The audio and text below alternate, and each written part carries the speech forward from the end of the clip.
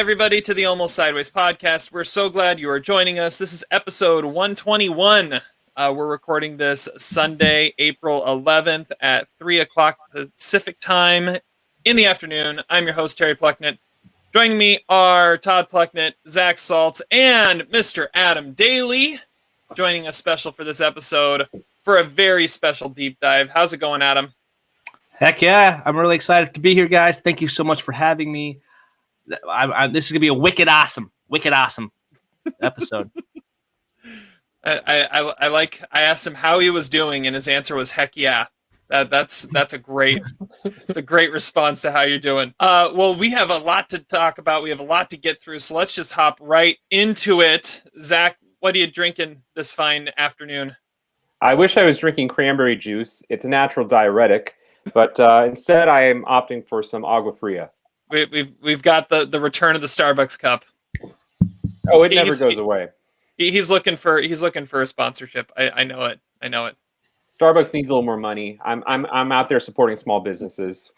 I'm sponsored by Starbucks water. All right, Todd, what do you got? I'm drinking some corn whiskey. It's 5 o'clock somewhere, which is appropriate because it's 5 o'clock in Kansas and Zach's not drinking alcohol, so screw you. Yeah, well, what are you drinking for? What the hell is with the Gangs of New York poster behind? This is a Boston-themed episode, man. You're living in the past. That movie. It's Scorsese and the Oscars. We're talking about an Oscar winner today, not one that got nominated for 10, but end up with squat, or as Sergeant Dingham would put, squat. Sorry, I'll shut up. Yeah. Adam, what are you drinking? I got a vodka cranberry. Yes, I got someone cranberry did juice. Cranberry. I did a cranberry juice. I like the Vegas cup. Yeah, heck yeah. This is what Starbucks, actually. Starbucks Vegas cup. There we go. The Almost Sideways podcast, sponsored by Starbucks cups. Yeah. So Todd, is your corn whiskey Old Soldier, or is it a? No, it's 5 o'clock somewhere. Okay, it's not. I didn't know if it was from the. No, it's not from the Old Soldier distillery. I don't think that one doesn't really have a name. I don't think it's just their white whiskey. Gotcha. All right. Well, I have I went to the brewery, and in honor of our review that we're doing today, I have a nice dark beer. This is called Night Hike, and so since we're gonna be delving into the vastness of night and darkness, it's a Cascadian dark ale. So I went with that. Wouldn't it have been more appropriate? Wouldn't it have been more appropriate to get a blue beer to inhibit your feelings? Well, that would have been more appropriate. Some blue drink. Either for that or I should have gone and gotten like the super bad cocktail and just gone with that. Or is that green beer? I always forget. I think that was a Tide. Oh yeah. Yes. Yeah, it's green beer for information. All right. Well, let's hop into what we've been watching this week. And we all have our gimmicks, and I heard Adam has a special gimmick for us this week too. So we're gonna start with Adam. What did you watch this week? Oh, I forgot to pull it up so I can get some more information on it for you. Give me 1 second. Dude. I had a lot to do. No, okay. So my gimmick. Can anybody guess what my gimmick is? Actually, that's the question. You're telling me your gimmick isn't Yoda being a Mariners fan? There's a different gimmick? That's actually canon. Actually, that's canon. What next is year's your our year gimmick? it is. Okay. Your gimmick is wrestling documentaries. That could be it. No. So we're gonna go animated Batman. Animated Batman. Yes, it is. Is it? Yeah, it is. Yeah. Nice. I got it. I figured might as well. There was a Batman movie that came out from 2021 Batman movie called Batman: Soul of the Dragon. It's a kind of a throwback animated film. It's after last year they kind of ended their ongoing storyline of films. Let me click over here. Hi, I'm back. I messed up. No, I think we both clicked it at the same time. There you go. Okay, there we go. Okay. So Batman Soul of the Dragon takes place in the 1970s where Batman meets a kind of a Bruce Lee kind of character. So it's a martial arts Batman movie. And it's not Batman Ninja, which is another film that came out a few years ago. but it shows Bruce Wayne in the 1970s, a missing teacher of martial arts, is the subject of the quest by his devoted and brilliant but distant students, who include Batman. So, yeah, this is a weird kind of film that I'm not really a huge fan of, but it fits this kind of this realm of these animated Batman movies that I do kind of really enjoy. I think that this one has really cool action sequences that you get into some more of cool action sequences in these DC animated films. They always kind of do a good job. But with this one, with that aesthetic of the 1970s, I'm kind of thrown off because I kind of liked the continual storyline that they were doing up to Apocalypse War last year. And now that it's kind of these individual stories, this one didn't really stand out compared to the other ones that have been individualized stories. The soundtrack's pretty cool. The visuals are pretty cool, but the story just is really kind of rather boring and bland for me. I don't really care about any of the characters they try to set up, and they also try to set up for a sequel. I'm more excited for Batman: The Long Halloween, which is one of his awesome storyline arcs that they do. And yeah, I'm not going to talk too much about this because I can see everybody's eyes glaze over. So Batman: The Soul of the Dragon is a 2-star film for me. So there we go. Boom. All right. So let's move on from that, and let's go to Todd and the Cager. All right, my Cager review is from 1989, directed by Giuliano Montaldo, and it is called Time to Kill. Where Cage plays Lieutenant Enrico Silvestri. No, just Time to Kill.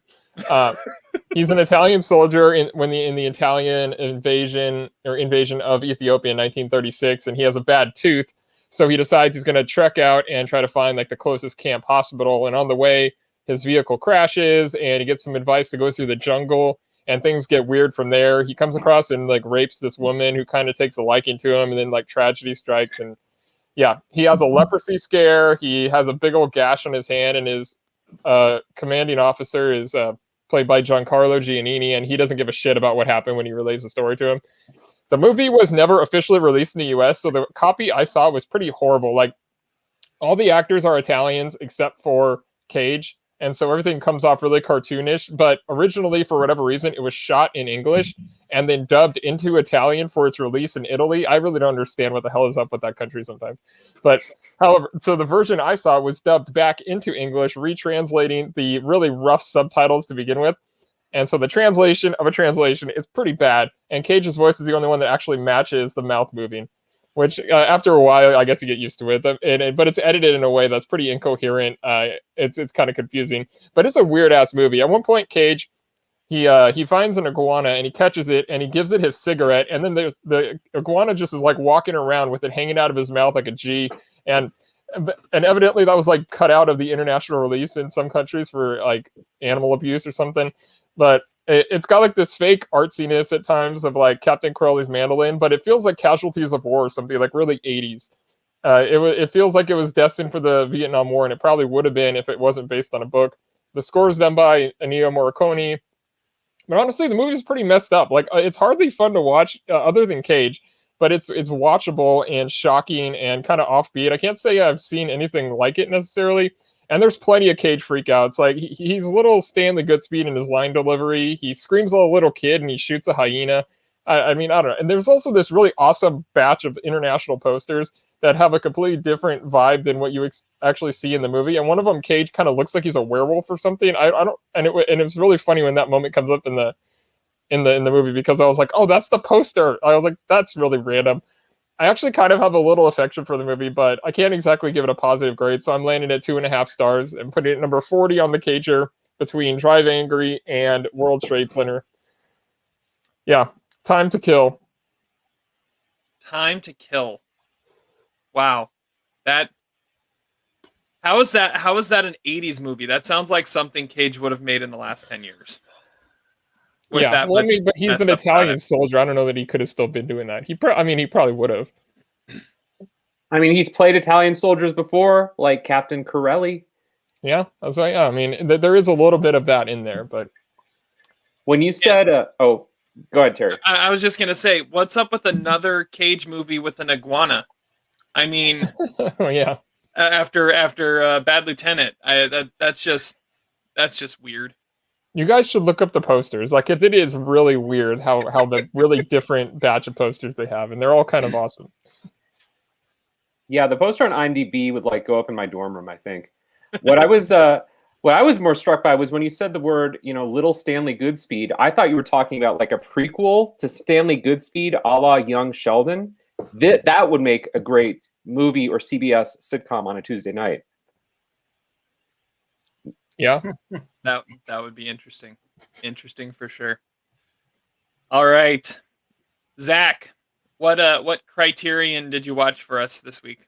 All right, well, I'm still sticking with Germany. I don't know. I feel like that's a blind spot in my love of Criterion films, particularly new German cinema, the 1970s. And this week I went with a classic, apparently, Ali, Fear Eats the Soul. No, this movie is not about Muhammad Ali with trash talk telling Joe Frazier that he's going to eat his soul. That's always what I kind of thought this movie was. But it's actually a really sweet movie by Rainier Werner Fassbinder, who was a very prodigious director in Germany in the 1970s. He made, I want to say, like 40 or 50 movies. He did it at a Clint Eastwood-like pace. He did it like, one movie every month or so, it felt like.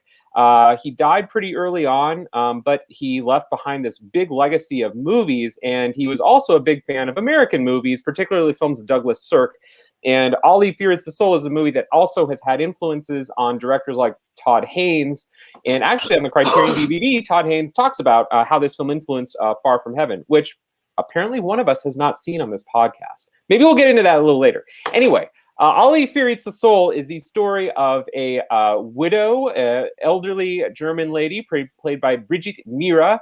And at the beginning of the movie, she goes into this bar on a rainy night. And the bar is inhabited by mostly Arab immigrants. And one of them is named Ali. He's played by El Hadi Ben Salem, who apparently was Fassbinder's lover in real life. Interesting, this interesting subplot there. But this young Arab man is about 30 years younger than her. And against all logic, I guess, they start a romantic relationship. It's a little Harold and Maude-ish. And I cannot help but notice the similarities between Brigitte Mira and Phyllis, Miles's mother. I mean, she would have made a perfect Phyllis in the 1970s version of Sideways. Anyway, they have a relationship. And of course, everybody around this place, I think they're in Munich, is very racist toward Ali. This is a really good movie. It's about racism and this kind of unusual dynamic relationship. What I like about it is that the movie doesn't really romanticize the relationship. The character of Emmy is also kind of prejudiced in her own way. It's a solid 3.5-star movie. It's probably my favorite Fassbinder movie that I've seen. My favorite part of the Criterion Blu-ray is they talk to the editor of the movie, who talks about how difficult it was editing movies in the 1970s, especially with the pace that Fassbinder was at. Like the track died, and they had to re-record all the audio. What is with European movies in the 70s having to do dubbing? I really hate that stuff. And also did some really cool stuff about new German cinema. There's a nice feature on that. And Volker Schlondorf, the director of the movie I reviewed last week, looks so much like Stanley Tucci in The Lovely Bones. Like, he's got the kind of like To Catch a Predator look. He's bald, got the thick rim glasses. And of course, there's an appearance by Werner Herzog. Great movie. Check it out. Classic 1970s new German cinema. Ali, Fear Eats the Soul. Really, really cool movie. I don't think I've ever seen a Fassbinder movie. Yeah, I mean, I haven't seen a lot of it. I saw, what's the one? The Marriage of Maria Braun. And I think I fell asleep during another one, but he made like so many of them. But this one is one of the more highly regarded ones. So very much worth checking out. I think it's actually aged really well. Shows he made 23 movies in, like 13 years. Oh, I didn't know Michael Fassbinder was a director. The spelling is a little different. I'm just kidding, by the way. Yeah, and if a movie was ever made about Rainier Fassbinder, he would have to be played by Paul Walker Hauser or Macon Blair, one of the two. Maybe they could have a baby, and that's who would play it. I'm just glad Adam was able to make my joke before me, since it came off so horribly. Yeah.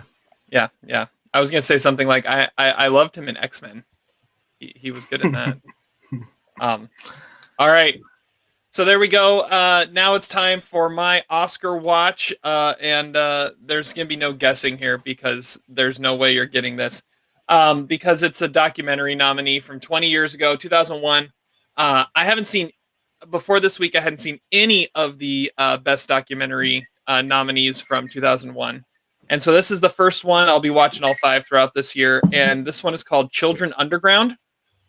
It's directed by Edith Belsberg, and it takes place in Romania, and it looks at a time in Romania after the communist reign had fallen in Romania, and at the end of that reign, the communist dictator had decided to ban abortions and all contraception, and encourage its citizens to have as many children as possible to build the workforce.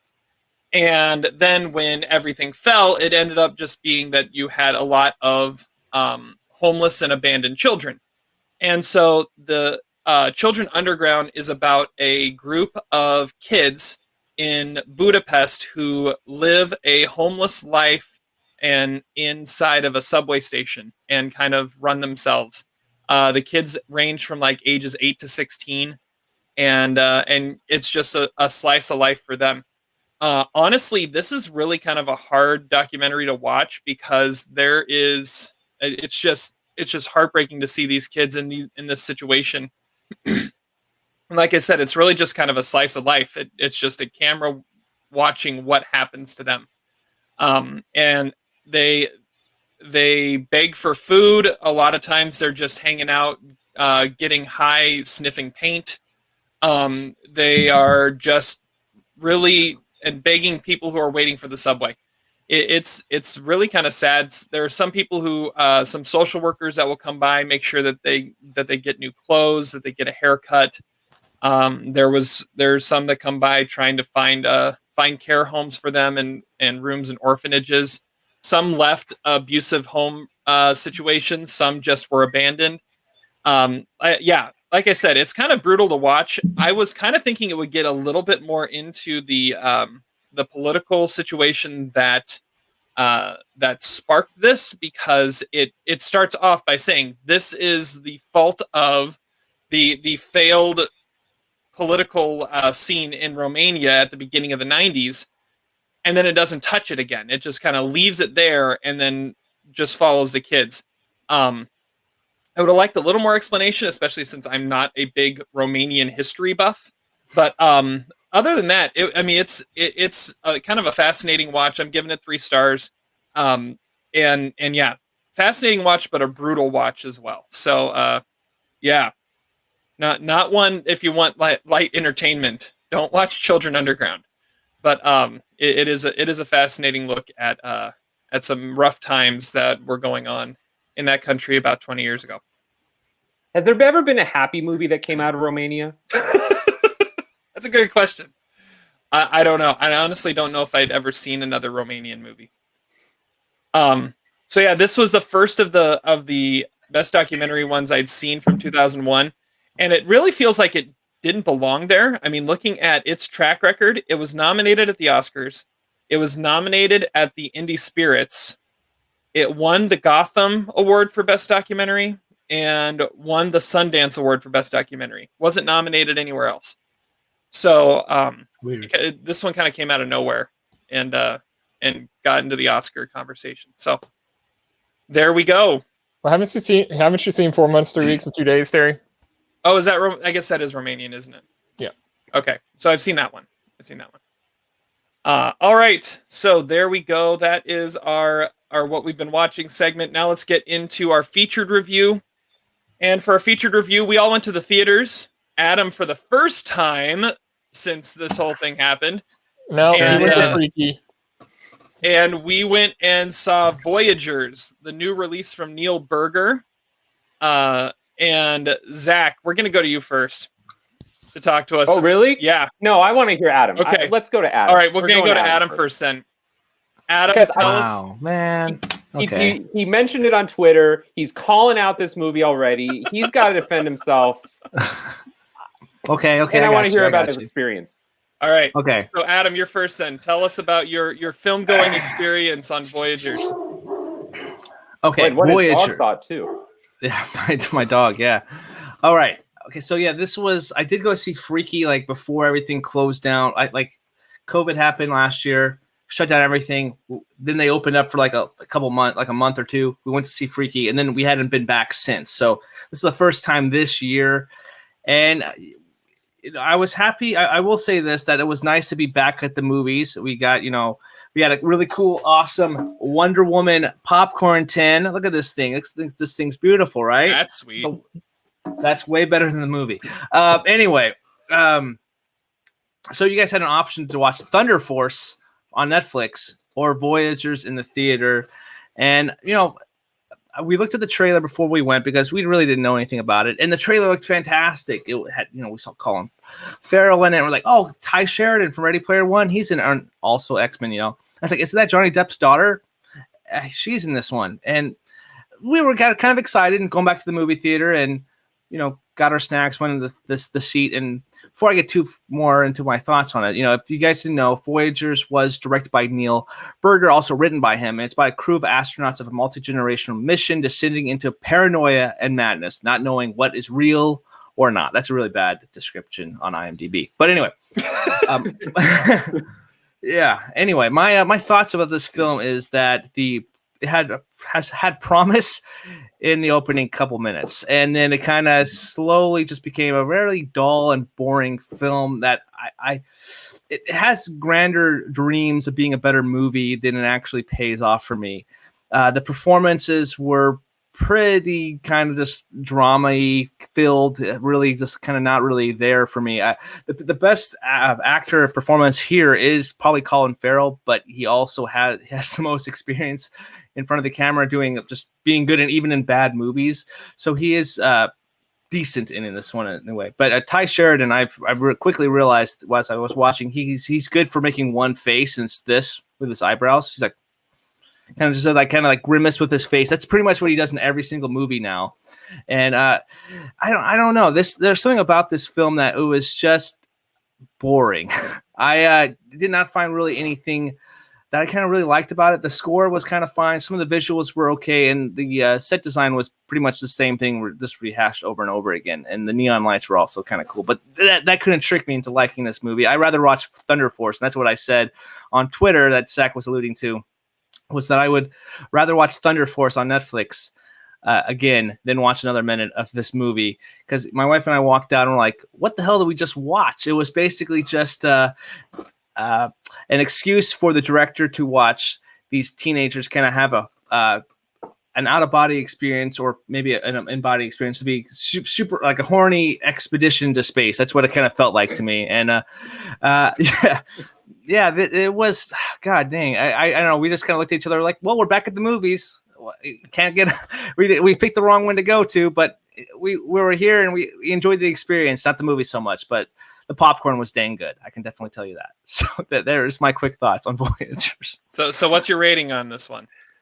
0.5. 0.5. 0.5. And is a 0.5 for the popcorn? That one, that also this tin. Yeah. Okay. The tin gave it. Look at that color. You can't beat this color here. Look at this color. Well, that color is worth another half star. I think it needs to be 1 star. No. The color's not that good. All right. Well, Zach. Can I go last? Let's go last. Let's go last. Yeah, he doesn't have an opinion. He's gonna make it whatever. He's gonna end up liking it because. All right. Todd, how about you go next?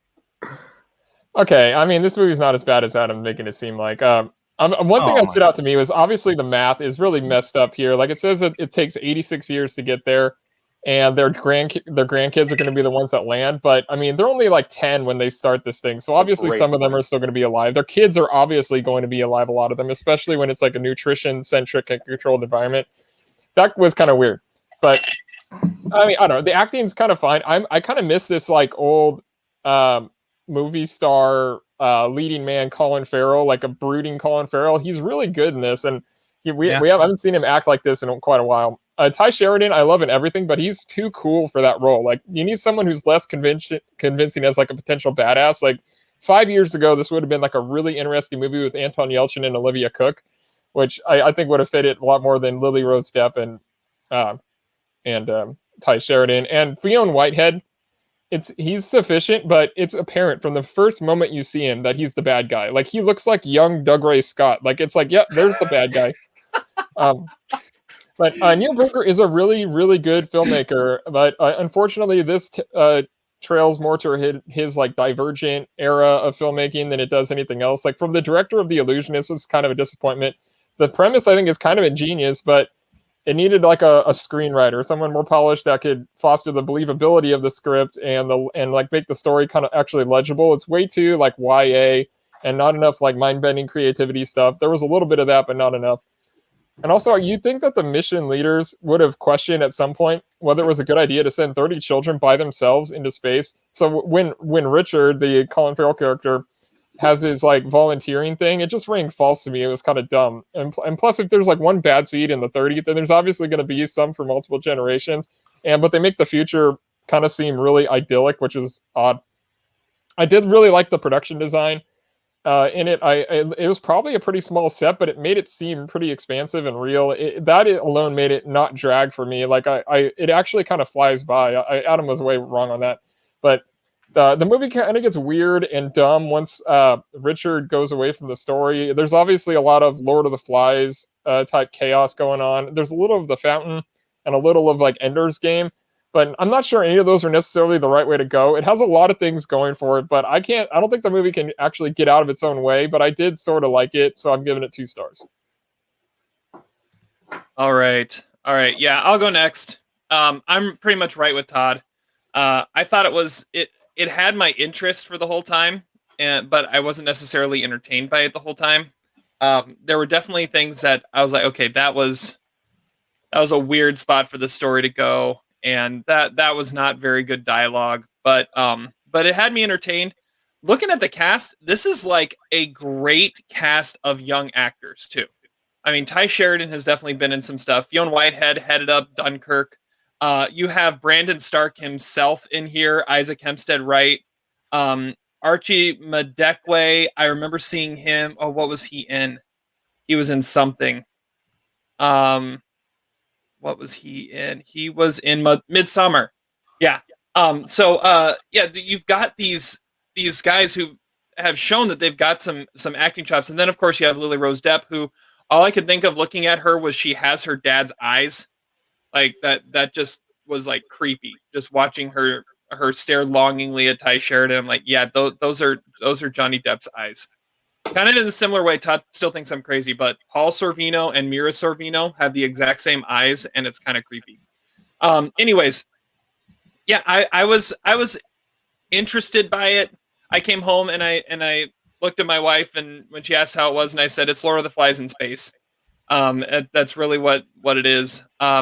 I will say the last scene, like the climactic scene, it is like the worst like space reality moment in any movie in space ever. I mean, it just the way the way it handles that, like, there's no way. I'll just say this: there's no way that should have gone on for an extra 45 seconds. It was done. It was done. But it wasn't. But yeah, I'm giving it 2 stars. It was fine. It wasn't great, but it wasn't bad. I was entertained by it for the most part. I agree with Todd that it was a little too YA at times, yet not also at the same time. Like, I saw this film almost got an R rating, but and yeah. Anyways, those are my thoughts. 2 stars. So we have Adam saying it is one of the worst movies he's ever seen. Todd and I are saying, it's not that bad. It's not one of the worst movies ever, but you gave it a half star. But and you said the half star was for the popcorn. Yeah, that's true. But hey, you're spot on about that ending. I'm like, I hope they never actually show that they actually get to that planet, and they did. And I was like, really? No, it wasn't even that. Now that's not what I was talking about. I was talking about like the final showdown between Christopher and Zach. Oh yeah, okay, yeah. Okay, that was bad in so many ways. For a space junkie like me, that was just bad. All right, Zach, you've been waiting, you've been listening. What are your thoughts? 3.5. 27% on Rotten Tomatoes. That's a terrible score because this is a good movie. And let me tell you why it's a good movie. People are getting sidetracked by the fact that I'm actually going to completely disagree with something that Terry said. People are getting sidetracked by the fact that, frankly, this movie is poorly acted. Okay, I was not impressed by any of the performances in it, with the exception of Colin Farrell. I feel like, particularly Fionn Whitehead, is that his name, as Zach? I mean, he looks like Jonathan Landis, Ryder Strong, early 90s, like, badass, rebel kid. It really didn't like it. I felt like Lily Rose Depp, I don't know, needed a booster shot of B12 or something. And Ty Sheridan was doing his best, like, young James Kirk impersonation, but it just didn't work. Hold on. I will say, I didn't say it was great acting. I just said it was notable actors. Well, we could actually recast The Departed as these actors if you really think about it. But anyway, I like this movie. I don't know. I don't understand the hate behind it. I think it has a really great premise. Okay, yeah, it's a little Lord of the Flies, but so what? I mean, there's been other stuff that's Lord of the Flies. No one had any problem with that. I feel like this movie is inventive. I think it's realistic in the way that these characters start the movie so heavily sedated because of the blue liquid that they're drinking, and then they start to question, the authority of the Colin Farrell character, who himself also doesn't have all the authority, on this ship, which I think is really interesting. I think what I like about it is that it doesn't need to explain every little detail, because the movie is fundamentally more of a character study than anything else, even though it's poorly acted. But the characters themselves are kind of interesting, realistic. I wish, if I had another criticism of the movie, I wish that they had gone outside the Sela, Zach, and Christopher kind of trio. Those are the only three characters we really learn anything about. It would have been nice to see some of the other characters in a little bit more depth. But no, this movie had me really interested. I was not bored by it at all. It does feel like a slightly longer movie. I like that it doesn't really have to resort to violence until the end of the movie. I mean, yeah, okay, the climactic battle scene, it's somewhat obligatory and expected. But actually, I thought it was pretty well done for the most part. I agree with Todd's point that it has really interesting production design. This ship, I think, looks really unique. I don't think I've seen quite another ship that looks like the way it does. I think there's some questions about whether there is some sort of extraterrestrial force on the exterior of the ship. I thought that was really intriguing. And then, of course, this whole dynamic of, Piggy and Lord of the Flies, I bought it. I thought it was really captivating for the most part. I agree that I think it's more Adam's point. I agree that the last 45 seconds of this movie is kind of lame. I wish it kind of just ended with that really cool push forward shot. I think visually Neil Berger does a lot of cool things in this movie. I like the insert shots of the flowers. They're like Darren Aronofsky in Requiem for a Dream. They're like these insert shots that are meant to reflect, flowers blooming and water pouring out. And I thought that was cool. I don't know. I don't know what people don't like about this movie. I think it was perfectly fine. It's a solid 3-star movie. I want to give it 3.5 just to say screw y'all, but it's not really that great of a movie. But I enjoyed myself. No problem whatsoever with this movie, except for the acting. The acting is very YA. It feels like they probably shouldn't have gone to actors who look like they should be on the CW. I guarantee you that if Timothée Chalamet had been in this movie and Florence Pugh, this would be getting thumbs up. Okay, it's just the acting is just a little heavy-handed. And Adam is so disgusted that he felt the need to leave. He just walked out. He left. He left. Wait, did you say Timothy Chalamet? Yeah, that's a 3-star movie at least. Yeah, Timothy Chalamet with Florence Pugh. Yeah. Yeah, you know what? I actually agree with a lot of what you said, Zach. I really wanted to like this movie, and like I said, I was interested by it. I feel like this is kind of in a similar category to me as Passengers, that Chris Pratt, Jennifer Lawrence movie. This is better than Passengers. It wasn't a great movie, but it's extremely watchable. And I could sit down and I could rewatch Passengers any day, and I feel like I could sit down and rewatch Voyagers any day, knowing it's kind of this just awesomely bad movie, and just know that if you know what you're getting into, you'll be fine. I was kind of in a similar boat as you. I just took the drawbacks a little more Seriously. I want to know what was in Adam's popcorn. That's the real question. You want to know? See, huh? This must be what happened. He had the exact same experience with Voyagers that you had with Nobody. Oh, Nobody's terrible. Where though. you went back to the theater That's for trash. the first time, and you sit down in that movie theater and you say, "Wait, I came back for this?" No, it was the second time I'd been in theater. I saw The Father first, and Oh, okay. Well, and that gave Nobody's you just a ridiculous, terrible unrealistic expectations of what you were going to expect from the theater.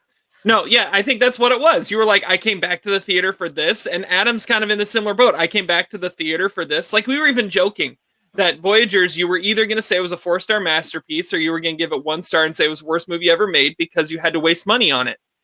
And now you're giving it a 3. higher rating if it didn't have the same Rotten Tomato score as Hillbilly Elegy, so he had to go with the same score. yeah, I mean, that's if you're gonna psychoanalyze me, Vera Farmiga, then you should be looking at the fact that I'm looking at that 27% score and thinking, what are these critics are being way too harsh for this movie? Let's get realistic. When you have Nobody at like an 80%, I mean, come on, get real. That does seem low. Yeah, that does seem low. And it's for stupid reasons too. I mean, it's for reasons that if you're going to criticize the movie for, being YA, that's the actor's fault. The movie itself is pretty good. You got at some point you got to decide, is the acting going to bother you that much to let it impact your assessment of the movie? For me, it didn't bother me. I just kind of moved on. I thought it was more interesting than the actor. I can go with But that. I also thought the script was kind of not that great either. So the actors didn't have anything to work with. So their performances kind of reflect what the script was. What was wrong with the script? It had a great. I think we can all agree it had a great premise. The concept was better than the dialogue. Unpredictable. The concept was definitely better than the dialogue. Yes. The dialogue is because the actors, man, they need more. They energy. don't write the dialogue. They need more energy. They weren't taking enough of the blue shit. But that's maybe their interpretation of the role. If this is what this podcast is going to be, I'm going to need another one of these things. So. All right. Well, we've got Adam with a 0.5 star. We've got Todd and I with 2 stars. Zach's at 3. It's in theaters right now. I was gonna say it might not be in theaters very long because nobody went to see it, but at the same time, nothing else is really coming out, so it might be in the theaters for a while.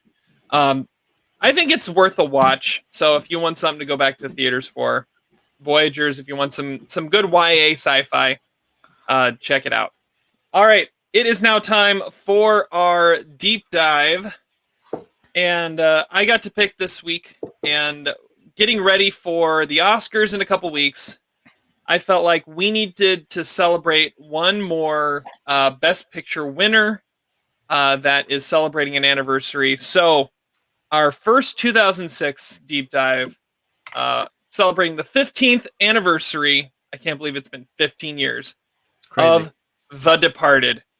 So this is why Adam is here. Adam has this as, I think it's still his #1 movie of all time. Right? Oh, yeah, it's still my favorite. Yes. Okay, yeah. So that's why Adam is here. If we were going to talk The Departed, we had to have the whole gang together. So it is. We're going to start with trivia here, and Adam, as the honored guest, is going to host trivia. So, all right, Adam, take it away.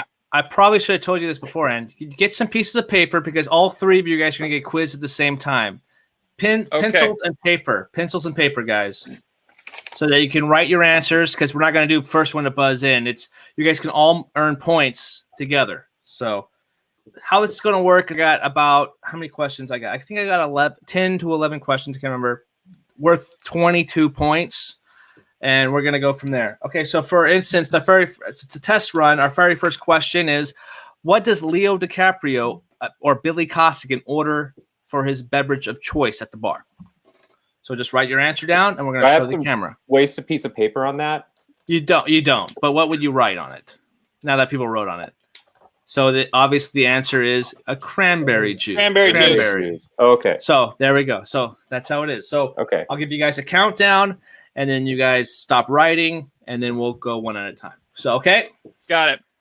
And who's editing this, by the way? Because you're going to be, this is just your warning, because there's going to be a bad word here, okay?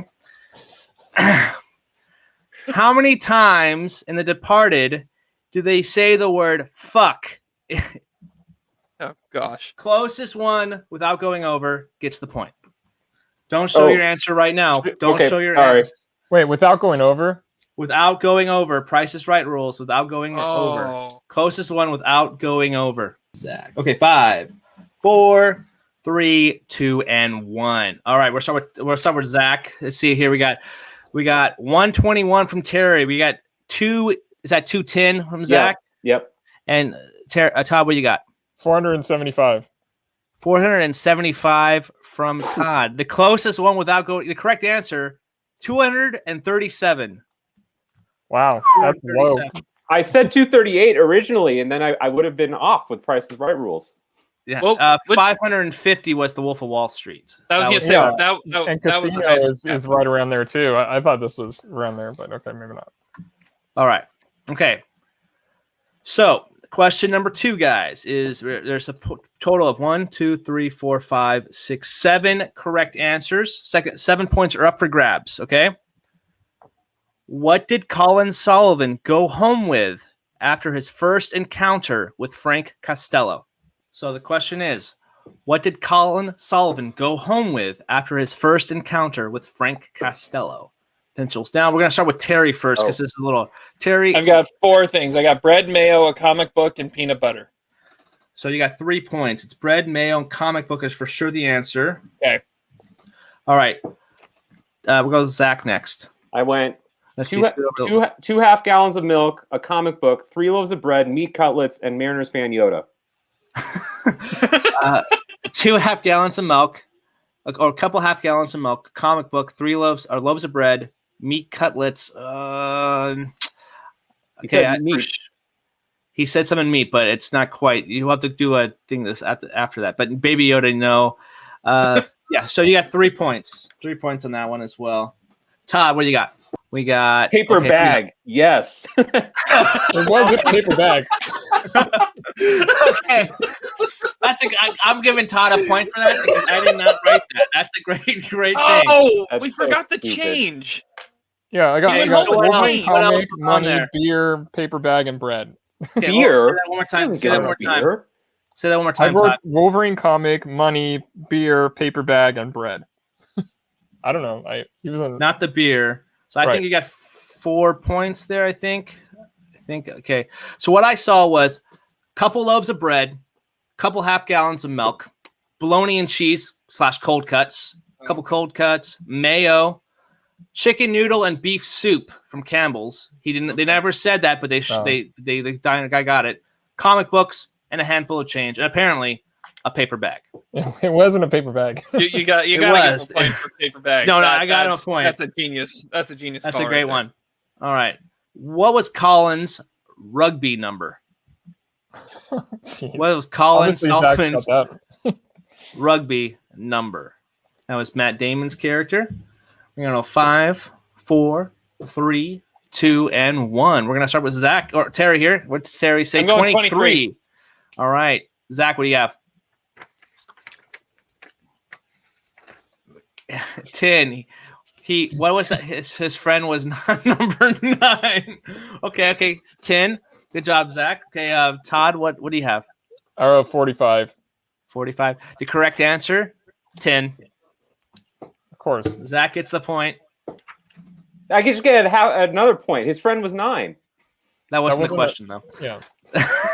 It's more impressive than a paper bag. Give me a break. His friend, you're talking, what, Darrigan was 9? Yeah, Darrigan, whatever his name is. Oh, he didn't know the name. So if you had the name of the character, maybe I would think. Isn't it Barrigan? No, it's Darrigan. Darrigan. Is it Derek? I don't know. I don't know. James Edgedale. That guy. Yeah. Okay. Super what did Barrigan. Billy? Question number 3, or 3. No, 4. What did Billy Costigan get on his SAT? Billy Costigan, played by Leonardo DiCaprio. This line was said by Dignam. All right. 5, 4, 3, 2, 1. Terry, what do you got? Whoa, I dropped it. Hold on. He dropped his thing. 1,400. 1,400. We got a point for Terry. Zach, what you got? Wrong. You're good to go, Terry. What did you say? 1370. 1320. Sorry. 1320. Todd, what you got? Nice. We got a 1,400. He's got it. We got a tie. Todd has tied Zach now, and All right. What's Dignam's theory on the feds?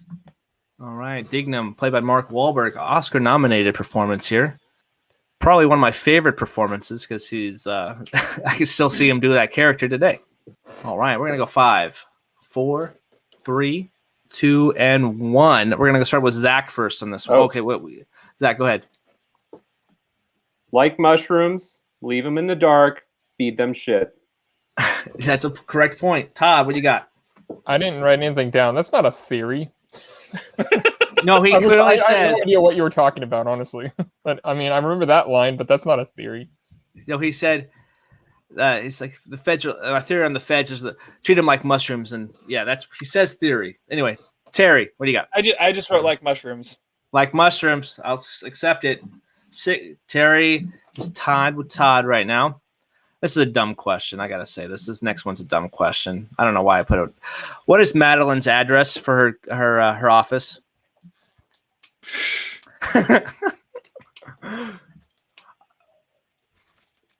what's funny is it's actually an office building. I actually looked it up. Are you saying the street address or the number? I have the whole address, the number and street too. They show it on a business card really quick. Oh, okay. Shit. Well, then I have her office. Yeah, I thought this her was office stupid. I got number. nothing then. Her office number is 304. Can I get a half point for that? I know it's 304. They showed that. What do you guys think? Is that point where half a point worthy? That's worth half a point. Okay. I have Nakatomi correct. Tower down. All right, there we go. Wrong city, I think. Wrong coast. All right. Next question here, guys. On Colin and Madeline's date, what dish did Colin say the restaurant didn't get when comparing it to their dessert? Madeline was played by Farrah Famiga, and Matt Damon is Colin Can you Sullivan, ask that obviously. question one more time? Yeah, say that one more time. You worded it kind of weird, but I think I know what you're getting at. I probably did. So on Colin and Madeline's date, We know that. the dessert comes out, and he says, "Oh, they get this, but they don't get this dish." Yes. All right. So I forgot to give you guys the answer for the Madeline's question first. We'll give you that real fast. It's 100 Ashburton Place, Boston, Massachusetts, 02108. Okay. Somebody paused their DVD. I did, and it froze my PlayStation. Okay, anyway. On Colin's and Madeline's date, the dish that Colin said they did not get was Oh, crap! What, Terry? What do you have? I almost gave the answer away. I got nothing. Terry or Zach? Okay, yep. Doc L'Orange. Yep, that's the correct answer. Todd, what do you got? I wrote lobster or fish something. I remember lobster. He remembers lobster, but he clearly. I'll give him a half a point because he did mention lobster. He but ate he said, lobster. He's like, oh, they get this, but they don't get duck l'orange. And yeah, the lobster was fine because I'm gonna get that eight thing that he said. If it moves, I'm gonna shoot it. Yeah, exactly. That. All right, next question. What was the name of the shop? The two guys from Providence. Where did their suits come from? The two guys from Providence.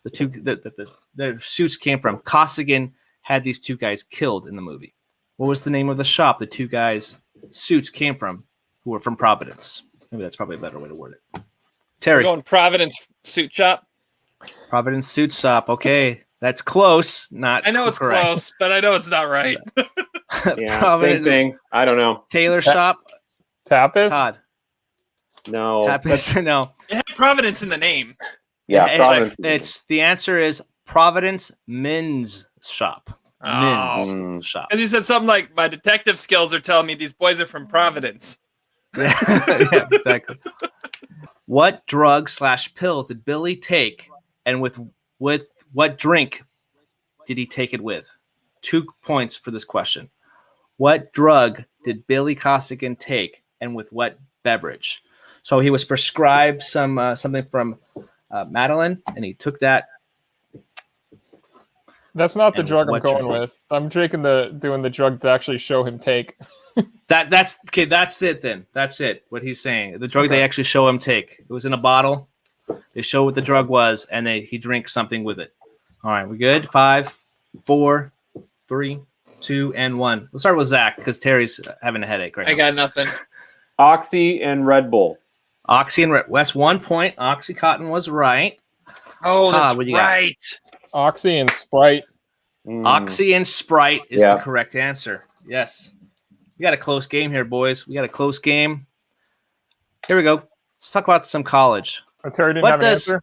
No, I Terry didn't have an answer. Oh. What does Quinnen's son? Where does Quinnen's son go to college? Quinnen, played by Martin Sheen. All right, 5, 4, 3, 2, and 1. We'll start with Terry. My boy studies law at Notre Dame. Notre Dame, that's a point right there. He doesn't study law. That's what he said. He says study law. Where's your boy? He studies law at Notre Dame. I think he says he goes to Notre Dame. I don't know. No, he says he studies law. No, whatever. His name's Patrick, by the way. I should get a half point for that. Well, okay. No, he tells Billy that he goes to Notre Dame, but he tells Costello's guys before they kill him, that he studies law at Notre Dame. Yeah, he does say that. That's what I said. Law school at Notre Dame. You're saying it's a different scene he says that? Yeah. It's not a, yeah, when he dies. When he dies, they all come in and say, "Where's your boy?" Looking for Oh. Billy, and he says he studies law at Notre Dame. Got it. Yeah. Okay, I get it now because you didn't say that in the scene that Adam was alluding to. No. Zach should lose a half point for that. No, probably. That's a good point. That's a good point. All right, 2 more questions left, guys, and we are first and last place is divided by just 2 points, guys. 2 points. What was the address that Delahunt gave Billy when they were going to get the rat? What was the address that Delahunt gave Billy when they were going to get the rat? 5, 4, 3, 2, and 1. Terry, what you got? All right, I just have the number. I think the number's 413. Oh, that is incorrect. Oh, I was close. Zach, what do you got? I knew it started with an S, though. A little dyslexic, I think. 314 Wash. Oh, that is incorrect. Oh, really? Todd, what was it? 314 Washington is what I wrote. 314 Washington is the correct answer. You're gonna really not give me any credit for that? He gets a half a point for that. He gets a half a point for that. Okay, I'll give him a half a point. So, okay, there we go. I'll give him a hat. Okay, cool. Last question.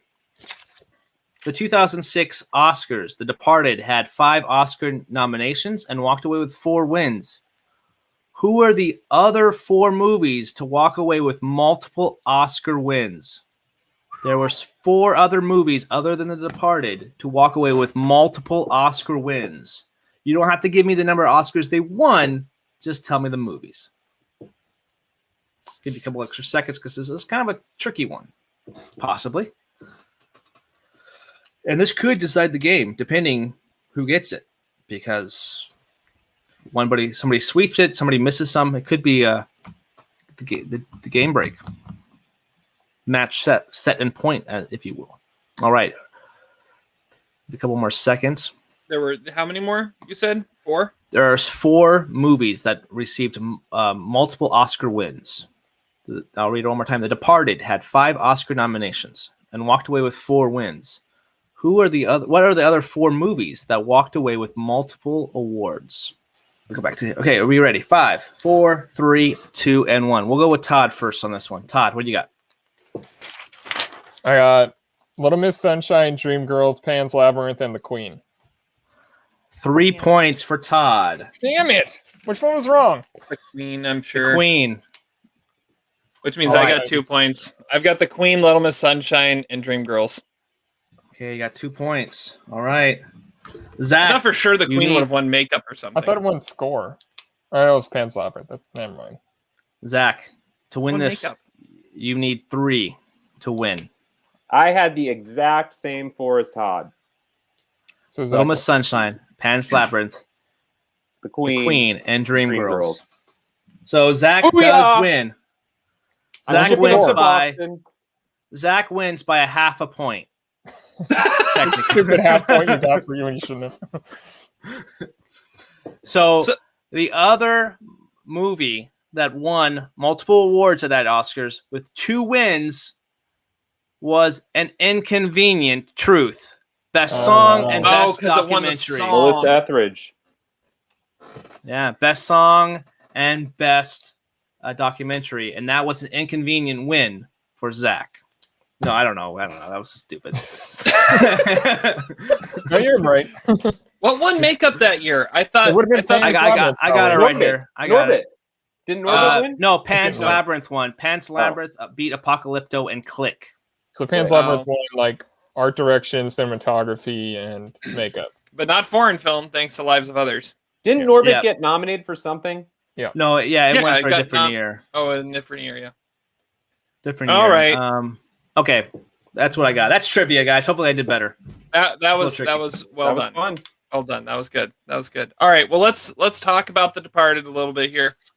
Since I picked it, I guess I'll start, even though I think I finished in last place in our trivia game. But so yeah, I picked this movie because I felt like we needed to talk about it. Like I said, and we need to talk about another Best Picture leading up to the Oscars. And this was like, I feel like was just like a touchstone for all of us in our movie watching. I feel like I was thinking about this. I think this was the first movie I can remember where I kept on getting updates of the pre-production and like updates of the casting. It's like, okay, Scorsese's new movie. It's going to have Leo and Matt Damon and Mark Wahlberg and Jack Nicholson and Martin Sheen and Alec Baldwin. And it just kept going. I'm like, wait, this movie's going to be awesome. Like, this was like the most hyped movie I've ever had. And I think it may have spoiled every other movie that had a star-studded cast that's happened since, because every other movie since is disappointed compared to The Departed. Because The Departed really hit a home run in having the star-studded cast, and it's because Scorsese was the one fronting the whole thing. And I remember vividly, Zach and I went and watched this movie. I think we've talked about it before on the podcast, but we had to travel a little ways to go to a theater that neither of us have ever been to since, and had never been to before, because it was the only one in town showing it. And it was just this amazing movie going experience. And you knew immediately after watching it, this is a masterpiece. And it's the one that got Marty his Oscars. So it's one of the greatest movies, like of that decade for sure. Even though I don't even think I have it number one of that year, but Unbelievable. well, hey, I mean, it's hard It's a to tough year, beat though. Unite. It's a good year. Yeah, United '93 is my number one. I mean, that movie was just ridiculous, but Departed is right behind it. So Yeah. awesome movie. And like I said, it was such a hyped movie, and it didn't disappoint. It didn't disappoint at all. So Zach, you were on me on that, or you were with me on that trip. Yeah. You talk about it. I'll do you one better, Terry. The date was October 7th, 2006. Yeah. It was opening night, right? Well, no, it was on a was it Saturday. It was a Saturday. Like Saturday midday, and then when we came home, the Detroit Tigers eliminated the Yankees from the playoffs. So it was just all in all a great day. We also had some Nathan's hot dogs that day too, which were pretty fabulous. Coney Island, Hawthorne Street. Exactly. Yeah, it was somewhere in Hawthorne Street. I don't even know if that theater is still probably not open anymore. But yeah, my memories of, I mean, I remember seeing when the trailer dropped. I remember thinking, oh, this is like another chance for Marty to get his Oscar. It doesn't look quite as glamorous or as polished as Gangs of New York or The Aviator, so it might not get that Oscar buzz. It also had the kind of relatively early release date of early October. But it obviously was, the crowning achievement of Marty's later career. And again, fully redeemed Leonardo DiCaprio. I mean, for me, he had been redeemed with The Aviator. But and when it won, I mean, Terry, did we watch the Oscars together that year? Because I remember watching it in East Hall that year. And I jumped up and down, just like Marty said his daughter should do after he won Best Director. And it was like genuinely the greatest moment I've ever had watching the Oscars. We may have watched that together. 25 years of watching the Oscars. It's the number one moment for me, is Marty winning. And then it winning Best Picture, Jack and Diane announcing it. Classic. Cannot be topped. Yeah. Well, and I will say it's been a while since I've seen the whole thing start to finish, and I watched it this week, and you forget just how good this movie is too. Like, it is just a great, great movie. It's got everything you need for just having that great movie watching experience. I mean, it is just so damn entertaining from start to finish. And then you've got the twists and turns of the story. You've got the shocking moments. You've got the drama. You've got the comedy. It's just great. Yeah, one more side note I'd want to add is everybody knew I was a huge fan of it, and the DVD like came out the week of my birthday in 2007, and so I got 3 copies of the DVD. Now I don't have any of them anymore, sadly, because actually the DVD had a really cool feature on it called Scorsese on Scorsese that did not transfer to the Blu-ray, so I'm kind of upset that I've lost them over the years, but yeah, it's kind of funny. I love them. I got rid of. I'm trying to consolidate. I don't need my DVDs. Of course, that was the one DVD I should have kept, but the Scorsese on Scorsese feature is really good. He talks about all of his movies, and he even talks about his American Express commercial that he made. I think they have that in book form. It's right. It's right back here. Mine's right on that shelf right there. Value that DVD, Terry. Don't get rid of it. They didn't transfer that over to the Blu-ray inexplicably. All right. Well, Todd, how about you? Your experience with The Departed? Yeah, 2006 was a very important year in film for me. Like, I remember watching that after I got off school at Tacoma Community College one day at a theater that is since deceased. Like, shortly after it like no longer existed at the AMC and University place. Yeah, it's departed now, and it was one of the first movies that really just like blew me back to a point that I didn't know what to do with myself. Like, I mean, I loved Scorsese up to that point, but this is what cemented him as being like my favorite director of all time. And I've only seen it, I think I'd seen it twice all the way through before this week. Like, I mean, I've seen parts of it a lot because it's always on, and I always end up seeing around the same parts, but like the beginning and the end, I feel like I've only seen like twice. And so it was interesting to go back and sit through and absorb the entire thing again. And yeah, what I love about the movie is all these side characters, you know everything about. Every character is so fully fleshed out, and it moves really quick, and it doesn't need 4 hours of a miniseries to make you know who like Berrigan is and the Alec Baldwin character. Like I love how thick the movie is and how dense it is at over 2.5 hours. Well, and even like a guy like James Badge-Dale as Berrigan, you look at it now and you go, hey, that guy actually is a guy now, and he was a nothing then. He was just an upstart, and it was a couple years later he was in the Pacific, and then same with Anthony Anderson too.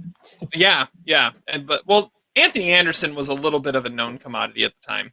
Like, you at least recognized his face. Kangaroo Jack, baby, one of the great underrated movies. Of the 2000s. Yeah.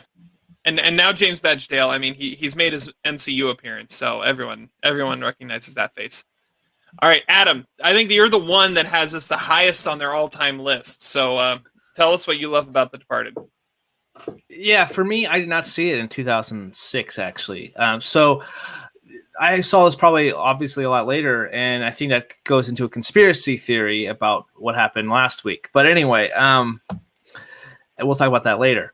But anyway, for me, The Departed, there was a time in kind of that era, I think like the year before, 2005, when I went on a mission trip to Mexico, right? And I got sick, and when I came back, I got sick like a couple weeks afterward, and had some fire. So all I had to do was get cooped up on the couch. That's really where my love for film kind of happened, because all I did was watch special features of movies that I had on DVD, and one of them was Apollo 13. I really loved that film as well, and I really made Tom Hanks one of my favorite actors in that time, and that one of my favorite films as well. And then also The Empire Strikes Back. And up to that point, I didn't actually like The Empire Strikes Back too much. And eventually, I started building my movie collection. When 2006 happened, when this film came out, I actually took my kind of trip out to Hawaii with my friend, and we had an option to go see a film, and we inevitably chose The Prestige. We watched The Prestige around that time instead. But also knowing with that fact is that we were the family that I was going. I had vivid memories of watching The Prestige as well.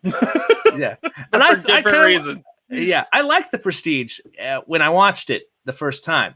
But now that I've matured, it's not really a great movie. But anyway, the reason why we went to see that film is because the R rating for and knowing for how much language was in the movie and being kind of a mob and violence and stuff like that. The family I went with, one of my good friends in high school, basically we were super over religious, protective, and they didn't want us to watch it. So eventually, my friend actually did watch it, and he said there was so much language, it was so bad, it was not a great movie.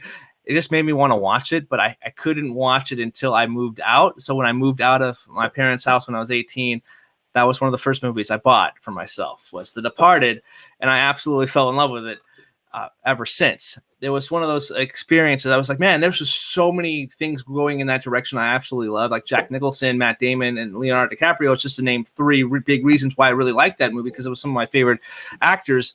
But going into some of the mob and the dirty cops and like the way that Scorsese was able to tell the story has cemented itself as one of my favorites over and over again. I can actually have a hard time sometimes rewatching movies, because sometimes I'll watch a movie and be really high on it, but then I rewatch it and kind of either my opinion goes down or maybe improves sometimes. But The Departed was one of those movies I can just watch over and over again and pick up little things each and every time that was a little different and get more out of it. And it just has slowly crept up as my favorite film of all time. And when I met Todd for the first time, we were working at FedEx, and I told this question. I've said this before. It's like, Todd, he's kind of a reserved guy, and until you get to know him.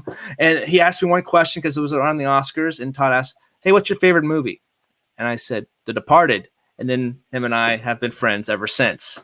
I feel like if I would have said a bad movie, I probably wouldn't be a member of Almost Sideways. I probably wouldn't be as involved in movies as I was. And The Departed has obviously built a friendship with Todd, and it's just one, and also our love for movies as well. So The Departed means a lot to me, and it's one of those movies that I can watch over and over again. Even this time watching it, I picked up a little bit more things that I didn't actually quite realize before, too. So it's just a movie that it keeps giving back to me as a movie fan. So The Departed, my favorite film.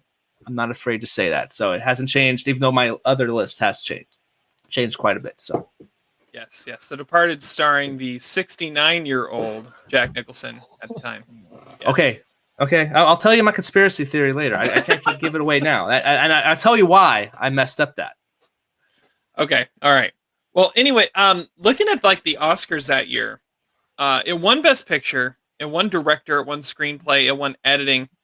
It's weird to think, though, that it only was nominated for 5 Oscars. I mean, that's kind of, and it went 4 for 5, and the only acting Oscar it was nominated for was Mark Wahlberg, which is crazy to think about, considering, like, I remember that Oscar race. Leo was one of the top ones to get a nomination the whole time.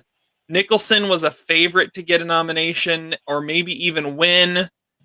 He was never the favorite to win. He wasn't. Yeah, it was always going to be Eddie Murphy until he didn't win. But Nicholson was going to get a nomination. Leo was going to get a nomination. Then Leo got the nomination for Blood Diamond, and Wahlberg got in over Jack Nicholson. But 5 nominations. That's just crazy that you had that. Then it went 4 for 5, and it won all the important ones. I mean, picture, director, screenplay, editing. That's really all you need to win an Oscar. But yeah, it's just crazy to think that 5 nominees for The Departed, right, Todd? The Departed. Yeah. So that's another thing with Todd. But Todd and I always joke about the 2007 Golden Globes. Bobby. Yeah.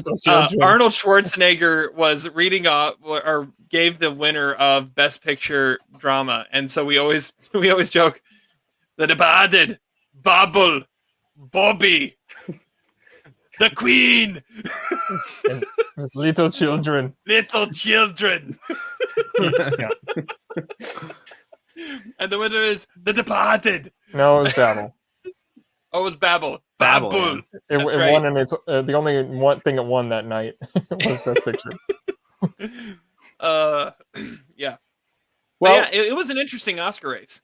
Yeah, well, Zach, go for it. The thing you're forgetting, Terry, is, I mean, Todd, I don't know how much you were paying attention to the Oscars at this point, but the big news that morning when they announced the Oscar nominees that year was that Dreamgirls wasn't nominated for Best Picture. Yes. Had Dreamgirls been nominated, I think it would have been the clear odds-on favorite to win Best Picture.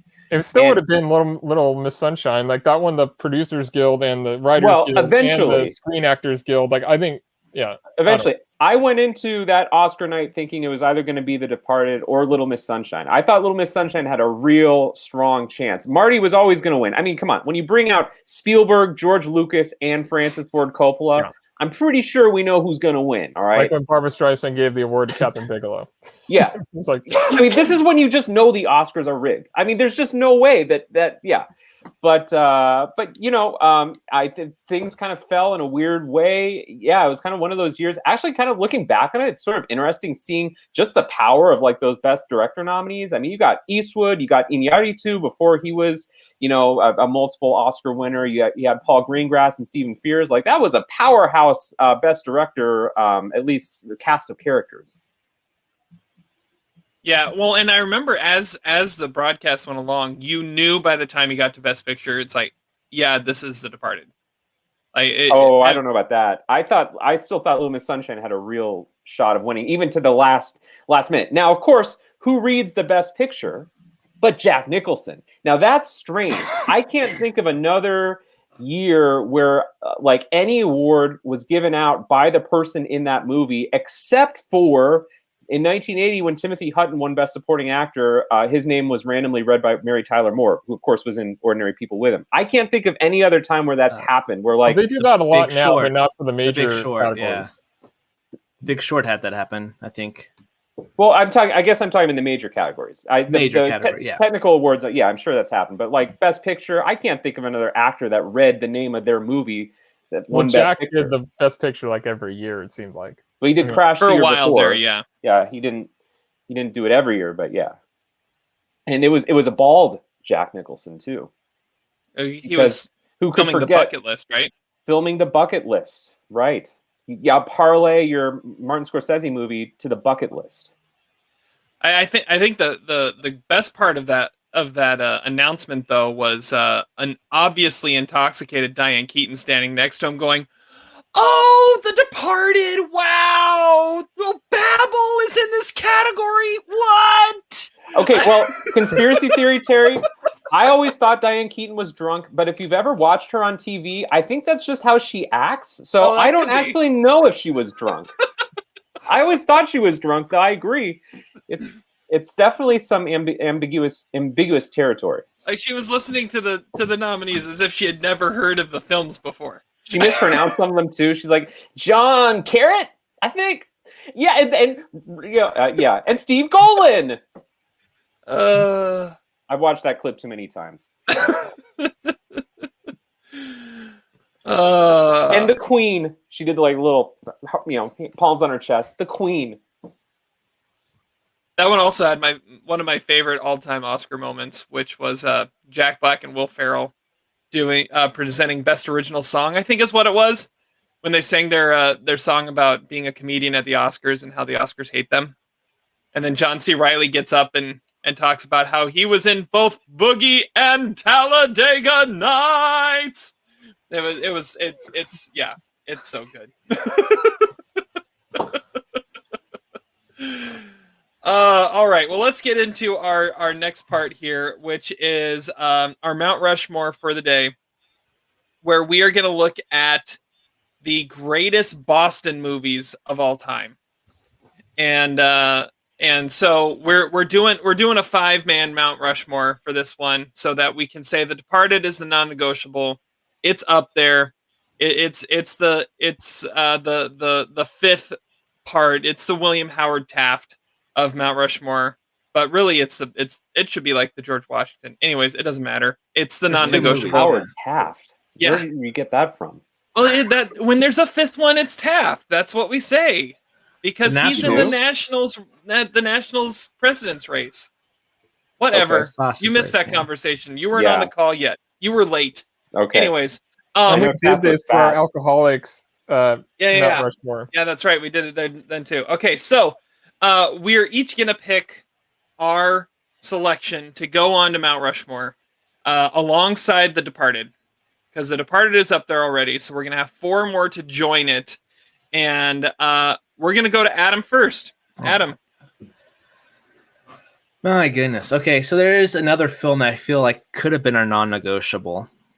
And do I just take it or have somebody else take it? Do it. Just take it. How about Ted. them apples? Oh. No, Whoa. I'm just kidding. Really? It's Good Will Hunting. Oh, okay. How about them apples? Let's give you some props for that. It's a ballsy pick. No. I thought he was going fever pitch. I was thinking fever pitch too. I have a couple films wrote down. We can talk about those later. But yeah, I think Good Will Hunting is the other one that is one of the best Boston movies. And obviously another Matt Damon, Ben Affleck, great Oscar moment as well. Good Will Hunting is definitely one of those movies in my top 20 films of all time as well. It's a great little film. I actually watched that Robin Williams monologue with him and Matt Damon at the park talking about love and when business hours don't apply to you, and just that scene just wrecks me every time. I love what Robin Williams was able to do in that movie. And when I'm thinking Boston movies, I'm obviously thinking The Departed. I'm thinking Good Will Hunting and maybe Fever Pitch too. But Good Will Hunting's my deserves to be on this Mount Rushmore of 5. So, all right. Let's go Zach next. Yeah, it's kind of hard to imagine like that monologue about the Carl Yastrzemski in like another city. Like, what would they talk about? Like, oh, this Kansas City moment. Oh, the pine tar incident. Do you remember that? I wasn't there. I was meeting my future wife. Yeah, it doesn't really work in another city. Good call, Adam, and you're real mensch for taking that for us, so we don't have to hear Todd talk about it. Okay, let's go with my pick, which is The Verdict. Paul Newman's greatest movie, Sidney Lumet. It's not an obvious Boston movie, but it is very much about the influence of the Catholic Church. You got James Mason there. You got Charlotte Rampling. You got Todd's #1 supporting actress of all time, who I actually don't even really remember from the movie, but apparently she made an impact on him. And it's the Irish Diocese. It's Paul Newman's got the greatest alcoholic drink of all time when he cracks the egg in it and plays pinball. I mean, what more could you ask for? It's a great movie. It's a perfect movie. It's the penultimate Boston movie. And it doesn't need an animatronic CGI teddy bear. Yes. Good call. Yes. All right. I think I'm going to go next. We're going to leave Todd for last. And I'm sorry, Paul Newman's best movie. Is that really what you said? Oh, yeah. What? The Hustler. Oh, well, okay. Yeah, The Sting, Butch Cassidy. I mean, he's got a long list of great movies. That's fair. Those are all fair picks, but for me, it's always been The Verdict. Always will be The Verdict. All right. Okay, so I'm kind of torn with should I go with the best movie set in Boston or the next movie I think of most when I think of a Boston movie. I'm gonna go with the best movie set in Boston that's on my list, and that's gonna be Gone Baby Gone. I think Dennis Lehane tends to write pretty. He tends to base a lot of his stuff in Boston, and Gone Baby Gone is definitely one of those. And as most Dennis Lehane novels go, he's got an amazing twist ending there. So and you've got an Affleck in it, so it's some quality Boston stuff there. So I'm going Gone Baby Gone. Directed by an Affleck too. It's directed by an Affleck as well. So it's good.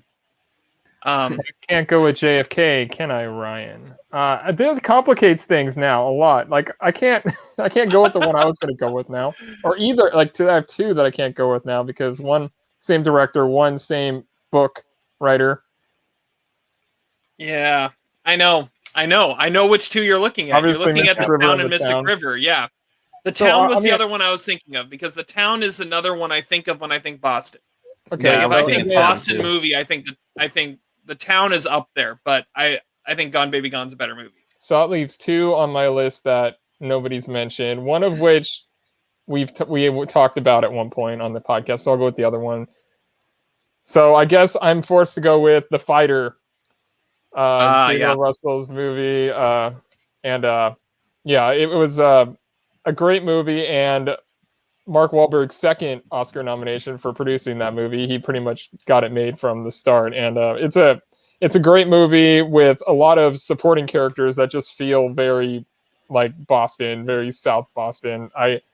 Especially his sisters, and Yeah, it's a really good movie. I haven't seen it in quite a while, but I know that is like that just feels like as inner Boston as it gets. One of The his other one I was sisters thinking is about- literally Conan O'Brien's sister. That I did not know. You didn't know that? Yeah, one of his sisters is played by Conan O'Brien's sister. I was also thinking about What Doesn't Kill You, but Terry reviewed that not too long ago. So, Oh yeah, that's a good one too. I had two other ones written down. That was Spotlight and Manchester by the Sea. well, isn't that in Manchester by the Sea? That's the name of the city. Well, but that's Boston. Spotlight though, that's Boston. Yeah. All right. So, and maybe Gone Baby Gone was a perfect choice then, because it got a Ben Affleck directed Dennis Lehane, and it was able to put the town. If you put the town and Mystic River together, you get Gone Baby Gone. Okay. Starring Casey Affleck, who won an Oscar for Manchester by the Sea. See, it just kind of wraps it all together. All right. And then in the town, you had the Red Sox, which also incorporates Ted and Fever Pitch in as well. Yeah, we don't really care as much about those ones, though. Yeah, I know, but I was trying to incorporate it a little bit more.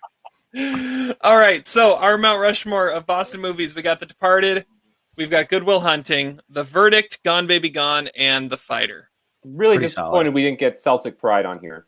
That's really true. Missed on that. Nothing says Boston quite like Damon Wayans and Daniel Aykroyd. and Daniel Stern. And Daniel Stern, yeah. Mm. And the Utah Jazz. All right. Let's get into now our recasting, which is going to be interesting. It's always interesting to recast some of the more recent ones, and then this one is so perfectly cast that it's really hard to look at this. So I think what we're going to do to try and streamline this a little bit is we're just going to go. We are all recasting 6 characters. Costigan, played by Leo. Sullivan, which was Matt Damon. Costello, which was Jack Nicholson. Dignam, which was the Oscar-nominated performance by Mark Wahlberg. I'll say that as many times as I need to. Queenan, who was played by Martin Sheen, who was on my list of worst performances in a masterpiece of a movie. And and Madeline, played by Vera Farmiga. We're all recasting those, and I think we're just going to go person by person, and we're going to go with our whole cast. And if you have any others besides that you want to add on, you can. So let's just do it that way. So Todd, I made you wait till the end and kind of screwed you over for the Mount Rushmore. So I'll let you go first in recasting The Departed. Okay, well, The Departed is already infinite budget casting. Like, there's no, Right? like, Yeah. there's no replacing Leo and Matt Damon and Jack Nicholson. So I have, and plus they're like 10 years too old, all of them, for what characters they're playing. So I went with like a more scaled back cast, like if this was like a Catherine Bigelow movie or something, and actors that are actually appropriate for their age. So my Costigan, I'm going with Barry Keoghan, who is, you probably know him from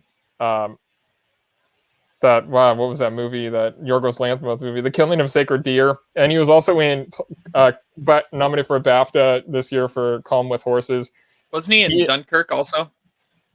That sounds right. But yeah, he has the intensity in his face that I could see being the Leo type character. But if you're just making it just a normal movie, it'd be Joseph Gordon-Levitt in that role. My Sullivan, I went with Ezra Miller because you need to be a little slimy to be Sullivan. But if you're making it just normal, you're an idiot, Zach. Is Andrew Garfield? That'd be another easy. But if you're doing it that way. My Costello, I couldn't choose, so I wrote down Brian Cox and Brendan Gleeson. My Dignam, I have as Kieran Culkin, and with that, I don't feel great about that. But there's also like a universe where I want that character to be like Brian Tyree Henry. So I don't know, one of those two. My Queenan is John Hawkes, and my Madeline is Carey Mulligan. All right. Let's go Adam next. You had a thought there, Zach? Oh, I'm doing just fine, Adam. Okay, you're good. Okay, I thought you raised your hand. So anyway, go ahead. All right, this is interesting. This movie has already been remade. This is Departed. This is the remade of the Eternal Affairs movie, so this should be a little different. Infernal Affairs. Infernal Affairs. Okay. Until Zach gets back. Okay. So he can make fun of my things. Here we go. So The Departed is already been made. Was a remake of the Infernal Affairs from 2002. But so I want to change up the cast a little bit too. So my Billy Costigan, I got Jonathan Majors going to be in there. He was known for Lovecraft County or Country or Count. I don't know. I haven't seen the show, but I heard he's really good in it. Anyway, and Country, yeah, and he's going to be the villain in the new Ant-Man movie. So he's a really good actor there. So I think that would be really good. Yeah, and the Son of the Five Bloods. Definitely could be an Irish mole. Definitely. Well, no, it would not be in Boston. It would not be in Boston. Okay. I'm thinking California, like LA. Anyway. It's going to be in California. It's in California. California. He's California. My Colin Sullivan, I actually went with Yahweh Abdul-Mateen II. From obviously he's been in the trial of the Chicago 7 and a bunch of other little smaller projects. I think that would be kind of he's a good looking guy that can kind of weasel his way into different things too, and I think he would be a good little foe for Jonathan Majors in here. My Costello is going to be Denzel Washington because he's roughly around the same age as Jackie, who's 66 now. Or my alternative was Vincent D'Onofrio. If you've seen the Daredevil Netflix show, I think he would be a pretty menacing villain in that film. I like Denzel better. That's like American Gangster level stuff right there. So that's awesome. Exactly. My Mr. French actually could have been. You could switch the characters a little bit because I had Terrence Howard if we were trying to go someone a little bit. But you can also put Mr. French as John David Washington, and be where it's actually he doesn't want him to be his. He doesn't want anybody to know that's actually his son, but it's actually his big goon. But anyway, my Dignum, I don't know why I had this, but it's not my choice. But I had Bill Burr in my head the whole entire time as the fast talking guy, because I could just see a lot of Bill Burr talking of Digman's lines for whatever reason. But that's because he's from Boston. Boston, that's why I saw it. But I didn't write that. I had Sebastian Stan as that character. I don't know. I don't think it works. I wasn't really impressed with my Dignum because I thought Riz Ahmed could have probably done it, but then I was like, no, that wouldn't work. I just wanted to put Riz Ahmed in my movie. That's all. My Queenan, I had a choice between David Hyde Pierce, Gary Sinise, or the one I really like, Rick Moranis. He doesn't do movies anymore, though. I know, but you need somebody who's like kind of like the super, like you don't think anything's wrong with him. That's why they even make a line about why are we following Martin Sheen's character? Why are we following Queenan? Because he's a Boy Scout. It makes sense, and he's also 5'7", so you want to make it believable. These bunch of guys just overwhelm him too. So that's exactly Rick Moranis is like 5'6". So anyway, and then my Madeline was Ana de Armas or Vanessa Kirby. So that's what I had. That's for my choice. All right. Zach. Okay, so I decided that one of the worst things upon rewatching The Departed is some of these actors have pretty bad Boston accents. The only two that really get it right are Mark Wahlberg and Matt Damon because they're from the Boston area. So I did an all Boston recasting of this movie. The actors had to be from Boston, or at least the Boston area. Now I'm noticing on my list I actually violated that rule with two of my actors, but never mind. Okay, we're gonna go all of them, but a third of them. Yeah. So we're going to start with Billy Costigan, and I recast him as Ted, voiced by Seth MacFarlane, originally from Connecticut. For my role of Colin, I went with Eric Sullivan, who was the younger brother Dewey on Malcolm in the Middle. Apparently, he's from Worcester, Massachusetts. And the reason I went with that is you could CGI some of that footage from Malcolm in the Middle as young Colin at the booth, getting the milk and the meats and whatever. Not beer, though, Todd. I don't think he got any beer. For the paper bag. In the paper bag, of course. For my Costello, this is where I cheated a little bit. I went with Bill Belichick, who's originally from Nashville, but he's obviously a legend in the Boston area. For my Frenchie, I went with Penn Jillette of Penn and Teller, who's from Greenfield, Massachusetts. Ellerby, this was the most obvious one for me. I went with Bill Burr from Canton, Massachusetts. Gwen, who is Costello's girlfriend. I went with Senator Elizabeth Warren, who's actually from Oklahoma City, but Boston, Massachusetts. For Madeline, I went with Olympic gold medalist Allie Reisman, who is from Needham, Massachusetts. For my Dignam, I went with John Cena from West Newbury because he looks like he ate Mark Wahlberg. And I had it directed by Rob Zombie, who's from Haverhill, Massachusetts. Mine's looking okay now. Okay, good. I should have gone with you last. That was something right there. Okay. All right. So I really like my recasting. So I decided that to recast this, I mean, it started as it was Korean, right? Infernal Affairs was a Korean movie. Right, Todd? Or was it Japanese? It was Hong Kong. Yeah, I think Hong Kong. Okay, Hong Kong. Yeah. So it started in Hong Kong. Then we transferred it to America and set it in Boston. So I'm saying for the remake of The Departed, we are going to move it across the pond. It's going to be written and directed by Guy Ritchie, and be set in London. And so I have an all British cast. Yes. To make a Guy Ritchie Departed. What? I kind of did too. I think I a had little bit. Not quite like I did. Irish or British. Yeah. All right. So I've got my Billy Costigan is Robert Pattinson. My Sullivan is Richard Madden. Okay. My Costello is Gary Oldman. Getting back to his villain roots. My Dignam is Taron Egerton. And I almost felt like it was almost like a Godfather moment where I'm like, okay, Pattinson, Madden, and Edgerton are going to be in it, but I don't know which role they're going to be in. So it's how to place them into Costigan, Sullivan, and Dignam, and I think that was the best solution there. Queenan, I have Pierce Brosnan, and Madeline, I have Carey Mulligan, and then the only other one I cast was Ellerby, the Alec Baldwin character. I have Colin Farrell. We agreed on Madeline. That's interesting. We did. Yeah, that was really interesting. Yeah. So yeah, I think that would be really. I think Pattinson could totally carry the Costigan role. Yeah, I like that one too. That's a good choice. Lakeith Stanfield wouldn't be too bad as well. I liked. He could do a lot of good work. I wanted him to be Dignam too. I always pick him. Yeah. So I didn't.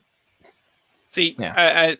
I really like the idea of this being a Guy Ritchie movie. Though, so I almost went with Hugh Grant as Queenan, but I kind of like the idea of a former James Bond handling the undercover cops. So I decided to go with that instead. All right, there we go. So, who would Nicolas Cage play in this? Mr. French. Mr. French. Yeah, I thought Mr. French and Ellerby were both the only options. I said Costello. I think he could play Costello. Well, Mr. French is reliable, and Nicolas Cage is reliable. Yes. There we go. I said the priest who Costello talks to at the restaurant, the elderly priest. The elderly priest. There we go. I mean, like 90s Nick Cage could have been any of the main characters. It would almost need to be like 80s, like late 80s. That's true. Yeah. All right. Highest war performance. Zach, I'll go to you first. Okay. Well, a lot to choose from. I'm going to go with Connor Donovan as young Colin because he looks a lot like Matt Damon. I mean, not just his facial features, but like the way he walks. It's absolutely believable. And it also kind of reminds me in that scene, in the opening scene, which is such a great opening scene. It's so much better than the de-aging in The Irishman when you just do that kind of low-key lighting over Nicholson's face. Like that is so much more believable than de-aging. But that's just me on a rant there. Young Colin is the highest war performance. You're not going to find a kid that looks more like Matt Damon. It was only like a 10-year difference, not like 40 though, so it's a little easier to make that work. I don't know about that, but he looks much more convincing with that kind of. I wish more movies did that. I mean, I think the most impressive de-aging in this is Leo with and without the beard. I mean, he looks like he's 16 without the beard, and he looks like he's 35 got with the gold it, chain. So. Yeah. Yeah. All right. Todd, highest war. Well, I guess I would say Mark Wahlberg, because that role for me is the hardest one that I was trying to replace, and I really, there's something about him being the little guy in the room, but being the big talker and being intimidating at the same time, like that not many people can do, and Mark Wahlberg is just great at that. And I guess I would say that that'd be the hardest one to replace. Yeah. Well, this would clearly be the Joe Pesci role in the early '90s casting, right? There we go. It'd be more like early '80s, but yeah, I mean.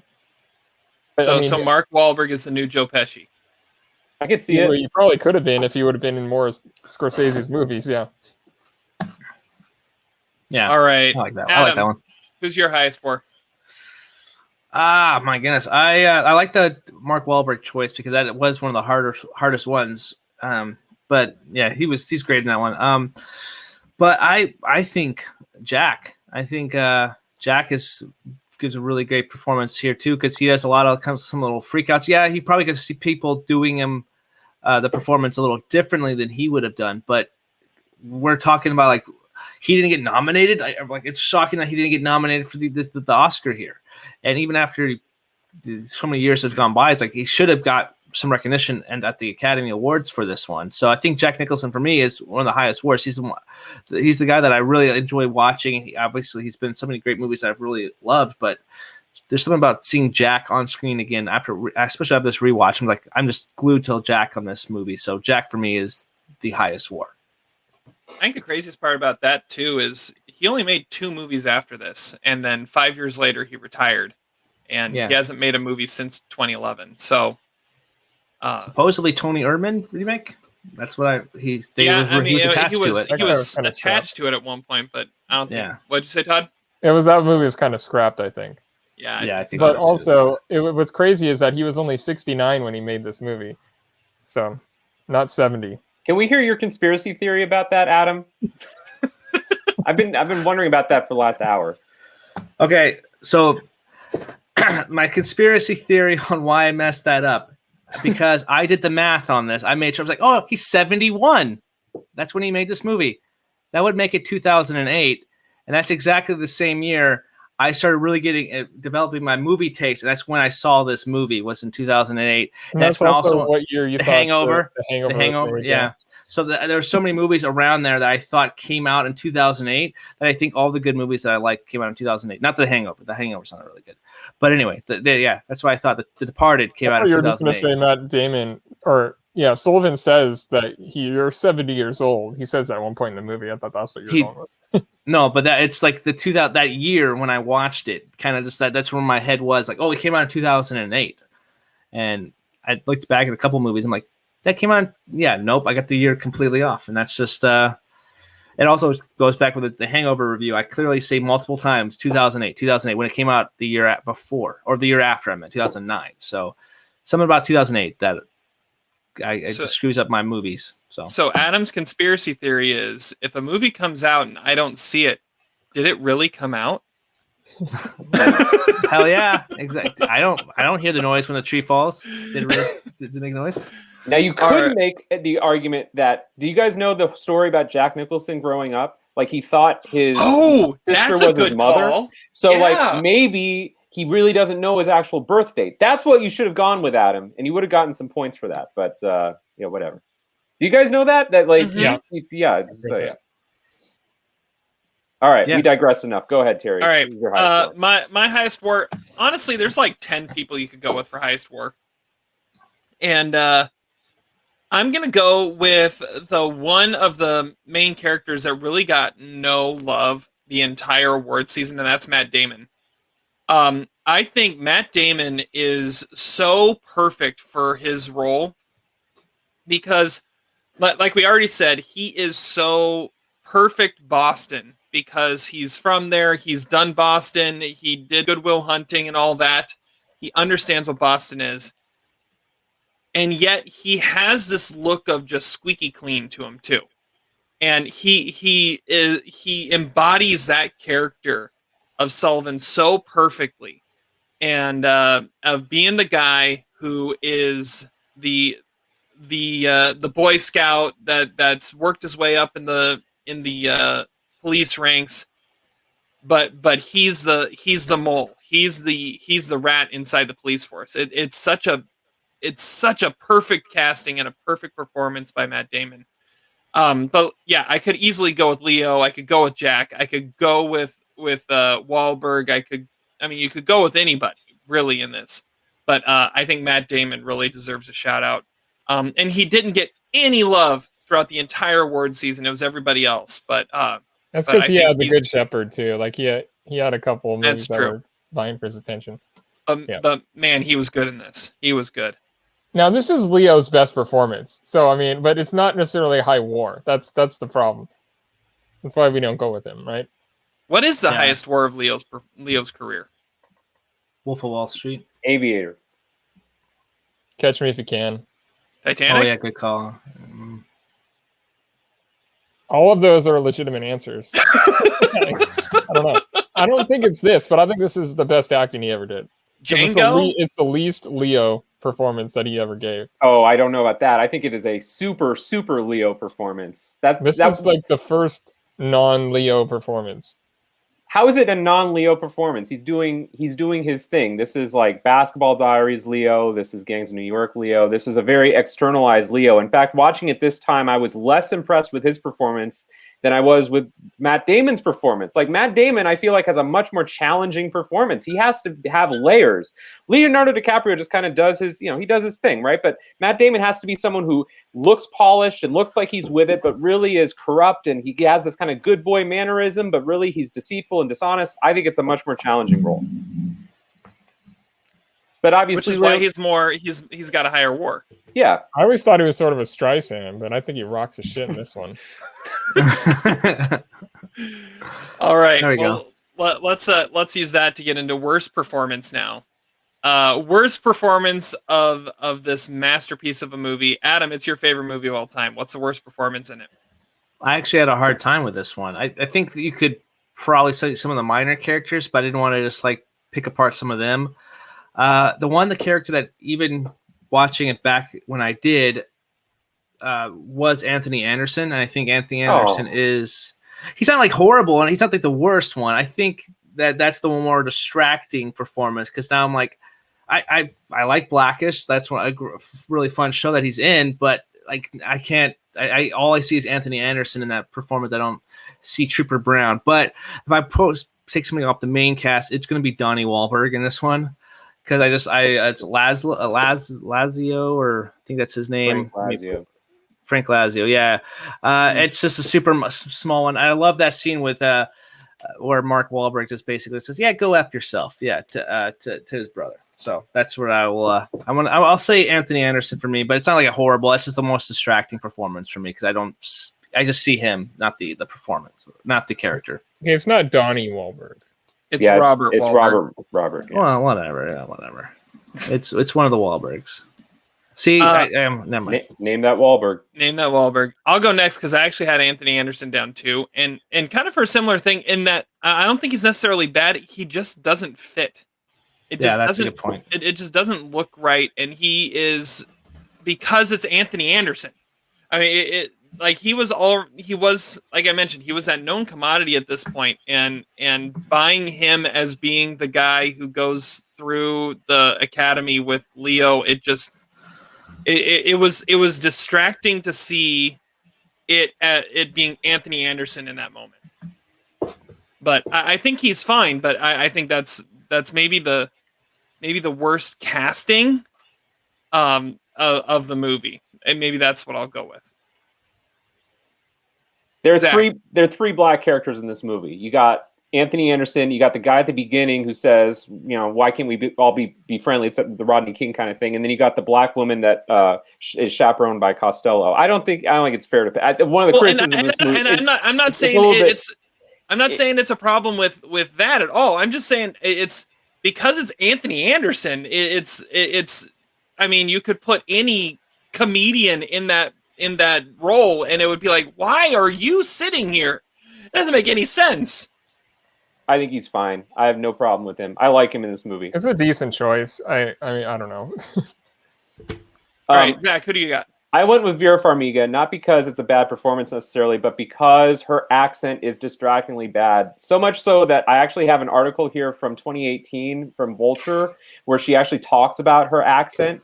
And not only does she acknowledge that it was a bad accent, but she actually throws Marty under the bus. She said that originally it was going to be, she had a dialogue coach, but the studio and Marty told her to tone it down. Like, what does that mean? First of all, when she slurs her R's and says, I mean, it's like, it's a horrible accent to begin with, but you're telling me that it is Marty's fault that it is that bad? I don't know. It's obviously, she's great in the movie. It's not really her problem. It's just like her accent sucks. So I got to go with her in a movie that doesn't have a lot of bad performances. See, and I listened to that this time, and I noticed the same thing, but I felt like her slipping in and out of it was more of like, it felt like it was more of a choice of trying to be a part of, or trying to be something else, but slipping, like, it was when she got upset that all of a sudden the Boston came out in her, and it felt like that was kind of what was happening. I don't know. That's very generous. I just think it's a bad accent. I remember when I watched it, I thought Vera Farmiga was amazing in this, and no, she's good. It's just her accent. The accent doesn't work, but the other parts of the performance are fine. No issue there. It's just her accent sucks, and apparently it's Marty's fault. Go figure. Oh, you're trouble. You're trouble. That's fair. It should be your trouble. She didn't say right. it then. She didn't say it in that line. Todd. Whatever. Well, I think the worst accent is easily Jack Nicholson. He sounds like even Jack. try. Yeah. And then there's a up. couple of times when you're like, wait, did that just slip into Boston? What was that? But I don't know. My worst. There's no bad performances, but I wrote down Kristen Dalton as Gwen because there's just a couple. Yeah. She has a Good couple call. lines that are just off. Like when she says she's Choir going practice. to choir practice. Yeah, it's just corny. It's like Blanche It doesn't Dubois. work. Choir practice. Yeah. So, I mean, yeah, there's no bad performances really, but that's as close as I could come. All right. Amazing Larry, Big Tim, High Roller. Todd, I'll let you go first. Oh man, I have two. I mean, I'll say Fitzy because Fitzy, he's the shit. Like he can't spell, and he tries to call a Koskid for not spelling, but he's the moron. Like every line he says is hilarious. Even how he calls Frenchie, like to say that he's not gonna be home for dinner. Like that whole scene is just amazing. Like I want to see more of Fitzy. Like he's an asshole, but he's funny and he's pretty dumb. And I think that makes a great Big Tim High Roller Award winner. It's a solid pick. That's a good pick. Good pick. I almost went with that one. Zach, how about you? I went with Jimmy Bags because Jimmy Bags also has a low-key, real race to be MVP of this movie, if you think about it, because that's Jimmy Bags. What? You punch Jimmy Bags? Like, he has this great rapport with everybody in the criminal underworld, and yet he's also undercover. He does what Leo and Matt Damon can't successfully do. He actually fools everybody over the course of the movie. He is the master manipulator. And, when he reaches for those cigarettes, I mean, it's just, it's brilliant acting there. It's Jimmy Bags. What? Hello? Everybody knows it's Jimmy Bags. You don't punch Jimmy Bags. Well, I was going to ask how many teeth he knocked out. That's a trivia question, but I couldn't tell. I was like, is that a pebble or is that a tooth? Like, what is it? Is it three or three? Lots of theories about his dental hygiene, I think, generated from this recent rewatch. Yeah. All right. Well, I'll go next. My amazing Larry, Big Tim, High Roller, best minor character. I went with Della Hunt. I honestly didn't really notice him that much, and I didn't really remember him that much when I watched it, but he's awesome in like every scene he's in. He's just great. There's some conspiracy theories I think that we need to talk about later on with him, but I think he's just awesome. And Mark Ralston, I've seen him in other stuff, and it wasn't until this time that I was like, oh hey, that's that guy. That's the guy from Rush Hour, and that's the guy from Shawshank Redemption and stuff like that. Yeah, right. He's the main bad guy. He's Boggs, right? Isn't that his name? Yeah, I think it's Boggs. That sounds right. In the deleted scene, he has an extended version of his death scene, and Marty says that that's actually one of his favorite scenes from the movie. I saw that. It's really good acting. I mean, it's a little unrealistic. His whole death scene's a little unrealistic. Maybe that's a flaw, but like, that's powerful acting. Like, I think his death scene and his like gargling is way better than Jack's death scene and his gargling at the end of the movie. It's like he had already spit out all the squibs before he actually killed. He just went with it. Yeah. All right, Adam, did I steal yours? Yeah, and it's because of that deleted scene that's why it was one of my favorites. So I guess my favorite minor character, Anthony Anderson, trying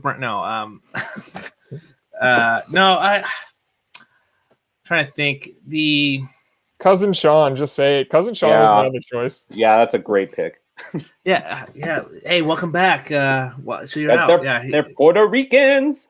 Yeah, he looks like he belongs in He looks like he belonged in Goodfellas more than he belonged in this movie. Like, he's just so laid back. He doesn't need the stress of this movie. He just needs to be able to get high and sell drugs and Wait, isn't he in Goodfellas?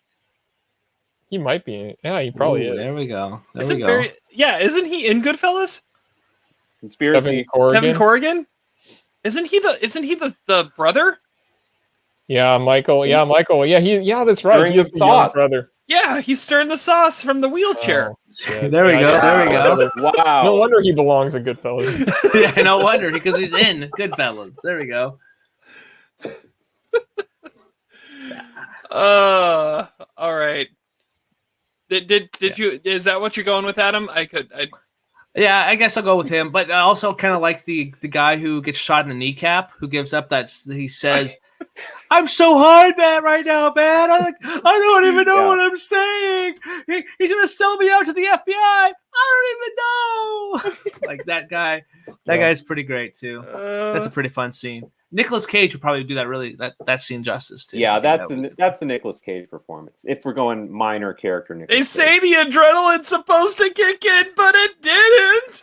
I'm not in shock, man. Oh yeah, that's what it is. They say the shock is supposed to kick in. I'd be kicked on the curb until I pissed blood. Yeah, that's my favorite minor character. I'm glad you picked Dillahunt now. I'm glad I took that one. All right. Okay, so Adam, I'll let you go first on this one then. We'll just go both these together. Stickman and the Billy Bats douchebag. Oh, Stickman! I got Colin Sullivan. It's Matt Damon's character, because obviously he gets Vera Farmiga, and he also he gives her the look at the table when he sits in for the first meeting with Ellerby when they're going over the big players for Costello there too. He makes that one subtle, like, "Hey, how's it going?" type of his eyes. So that's Colin Sullivan's the biggest Stickman here, I think. I guess you could say Costello technically too, but I won't. Yeah, I'll just say Colin Sullivan now. And the biggest douchebag, I'm thinking Uncle Edward. Yeah, that's a good pick. Yeah, Nicely done. Billy Costigan's Uncle Edward. He says, "After my sister dies, we're done. I'm disconnecting my family with you." So, like, yeah, Uncle Edward, I think, is the biggest douchebag. There's obviously a lot of background information that we necessarily don't know, but we get some. And he just looks like a douchebag, and just all he cares about the money. He's like, "You need some money?" Just kind of throws off some money towards Billy, and Billy's like, "Nope, I'm good, thank you." So yeah, Uncle Edward for me is the biggest douchebag. All right. I almost went with him, but I went with Cousin Sean instead. He deserves to be in Goodfellas. Yeah. Well, I mean, this would be Uncle's son. So I mean, it makes sense. Yeah, he knows his place yet refuses to stay there, and I mean, if Billy keeps running with him, it's gonna get him in trouble. So he's just an idiot in everything he does. And there's a reason why Billy very quickly hops over him and gets into Costello's crew. So that's my douchebag. My Stickman is the only one that we actually see with more than one woman, and that's Costello. That's good. Yeah, good call. I mean, with Coke. Oh yeah, that is definitely involved. That is like the trippiest scene of the entire movie right there. All right, Zach. I think Adam's pick of Colin as a stickman is a terrible pick. That was a good pick. He cannot perform. Okay, he has sexual frustration and some real issues there in the bedroom. Some real hangups, I think, just sexually overall. And I love that he got a number. I mean, even his stickman game, all he does is just insult her job. Like, really? And he's complaining about the duck à l'orange, and like, I mean, in a way, I guess that's smooth, but it's like empty sort of smooth. It's like another layer to why Matt Damon actually wins this movie over Leo. Well, he's an asshole, and he still seems cool, and that's the point of being a stickman. I don't know about that. I think the tiny speck on the penis of the I mean, that is like a reflection of Matt Damon in this movie. Anyway, the only stickman you could go with is Costello, and I think Costello actually has a legendary run of stickmen. We could put him in the Stickman Hall of Fame because he doesn't even need to go to porn. He doesn't understand why anyone would go to a porno movie. I mean, he has had woman after woman. He has even slept with Sister Mary Teresa before she took the vow. The only other TV or movie character I've ever heard of that happening to was that episode of Seinfeld where Kramer gets the nun to disavow her vows. Anyway, Costello is a legendary stickman and the biggest douche of the movie. I mean, obviously, Uncle Edward's a great pick. I'm going to go with Frenchie's wife. Just like Officer Slater's wife, she's been around many times and was two-timing Mr. French. Mr. Arnold French. Now, did she deserve what she got? Probably not, but, I don't know. Uncle Edward was the better pick. All right. Todd? Okay, so the biggest stickman is, of course, Dignam's father, because he, as you said, made Dignam's mother tired from fucking his father. So that is by definition pretty stickmanish. And my biggest Swan Oliphant award is Brian Smyge as Man Glaston Barr, who is the guy who says that cranberry juice is a natural diuretic. My girlfriend drinks it when she got her period. What do you got your period? And then that actor is only a stuntman, and Scorsese put him in there, but he's hilarious. And that yeah, he is good. But as a super douchebag thing to say, I mean, Frenchie does it, and he's like intimidating when he says it, but he like Man Glaston Barr, he's just a dick. That's a great call. Okay. Best scene in The Departed. Best scene. Todd. Well, I think it's when Dignam gets to address the SIU for the first time, and his like back and forth with Ellerby, where he's like insulting him. He says, I don't, he doesn't trust anybody there. Like, that's when Dignam is at his peak. And like, because I think that the thing that got him his Oscar nomination was his introduction scene. But like, that's a scene that made like the lasting impression on the movie. And he's just next level there. Like he's like maybe not, maybe fuck yourself. It's just like he just has this aura to him where it's just like that's the best character in this movie, and it's the best scene. That is a great scene. It is a great one. Zach, what do you got? My scene also involved Dignam, and it's the first time we see him. It's the job interview basically for Leonardo DiCaprio. I mean, just a brilliant, great sequence. What I love about that scene is like you don't understand what that scene is about until the second time you watch the movie, because you really don't know what they do after only seeing the movie once, right? Or watching that scene raw. And it's just kind of great dynamics between those three characters. The way that Leo tenses up is just awesome in that scene. The worst thing about that scene is that for whatever reason, and this is maybe one of my flaws, Marty and Thelma decided to intercut it with some of this. I'd forgotten that they did this. They intercut it with some of the scenes with Matt Damon, like with Alec Baldwin. It's like, okay, I know you're Martin Scorsese. You have a lot of energy, but like, let's just slow down. This is a great sequence. We don't need these insert interruption type things. We don't need these digressions. So that's, for me, the most powerful sequence of the movie, and it sets up the whole premise. But many great scenes to choose from. Yeah, good call. Adam, how about you? My sequence is going to be my favorite scene in the movie. Those are both great ones, of course, But I'm thinking after they leave, when Leo's following Matt Damon through the alleyway after they leave the theater, that's pretty intense sequence. Like, who's going to see him? They even address like he almost got the rat inside of the special forces unit type of thing, and that was a really cool sequence, especially when you think he's going to get Leo's going to get stabbed or whatever, but it's not the case, and the whole progression up to the video camera, that was just a really cool scene, and that's one of my favorites that the movie brings us to. So, the alley sequence, of course, yeah. I had two, and they both go back to when I first watched the movie. I remember my reactions to these two scenes, and one of them also involves Leo and Matt Damon, but it's not that one. It's the scene where Queenan has just died, and Sullivan calls Costigan on the cell phone, and it's just like 30 seconds of just dead silence as both of them are on the phone. And neither of them wants to say anything because both of them know the voice on the other side is going to be the rat. And it is just such a brilliant moment of tension.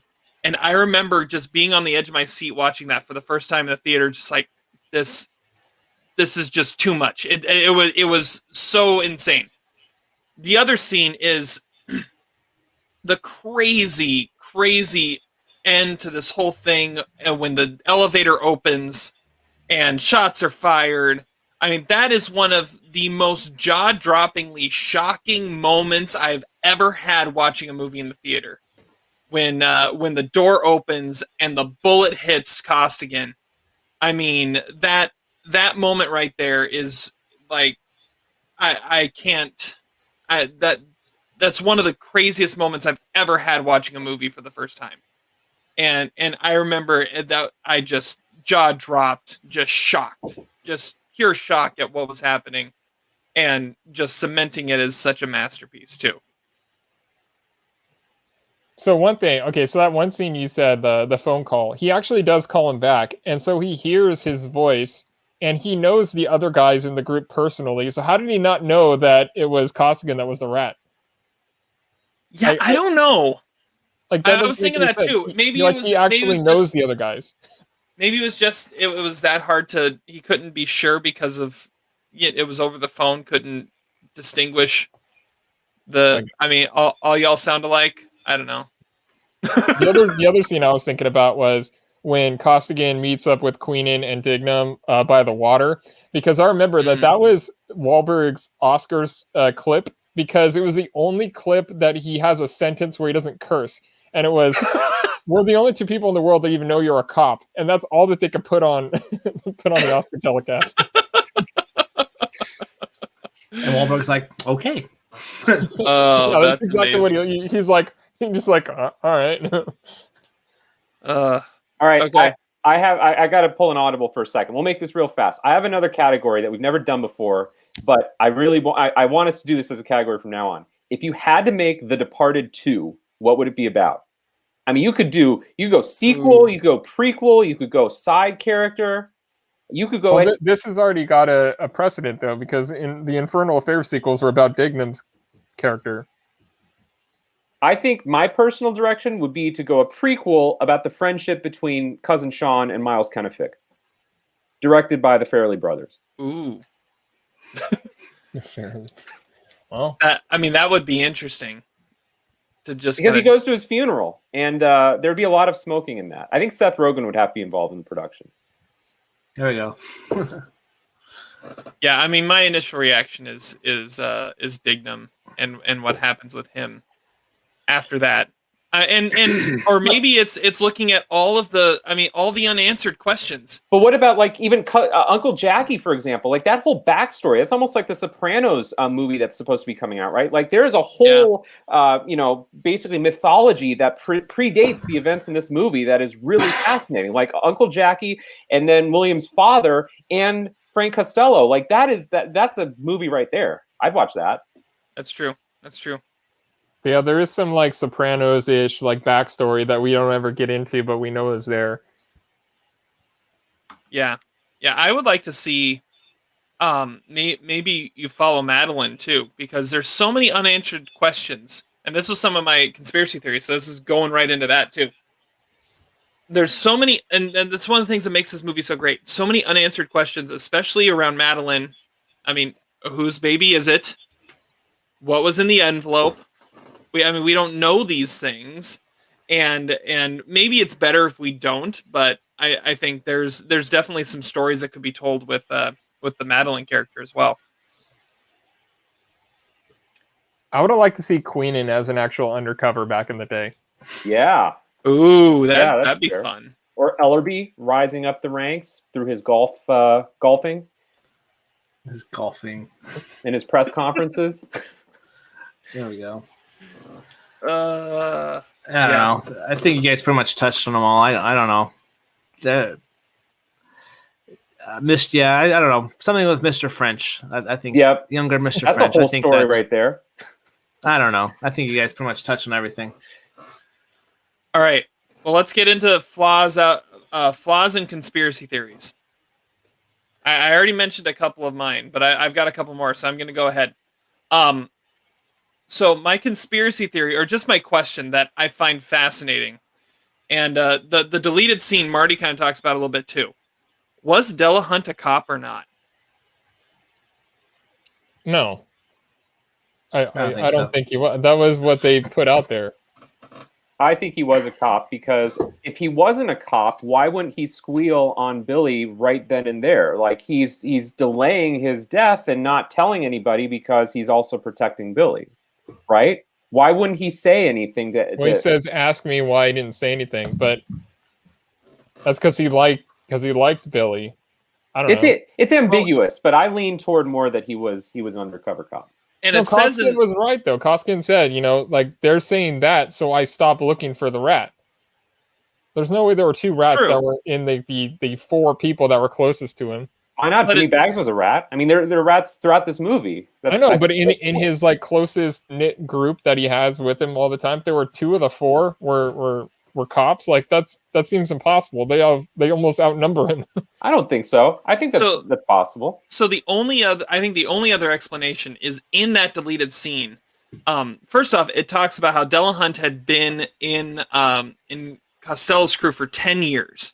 So if he was undercover, he'd been undercover for 10 years. But he also talks about how Costello had asked him if he found the rat, if he could kill him. And he said, "I now know the answer is I can't. I couldn't kill him. And I couldn't kill him. I'm not a murderer." And then he says, "I gave you the wrong address." And ask me why I didn't say anything. So that's the only other explanation. Other than he also is an undercover cop. Which I think could still be. I mean, that'd be crazy if he'd been undercover for 10 years, but we don't know. I mean, maybe not. So maybe go after yourself. So, I thought that's a fascinating question. And one of the things that makes this movie so great is there's so many things that it just kind of leaves open-ended like that you got to kind of try and figure out for yourself, because the answer really doesn't matter in the end. But it's fascinating to talk about. Or the studio said this needs to be 2.5 hours. Well, there's that too.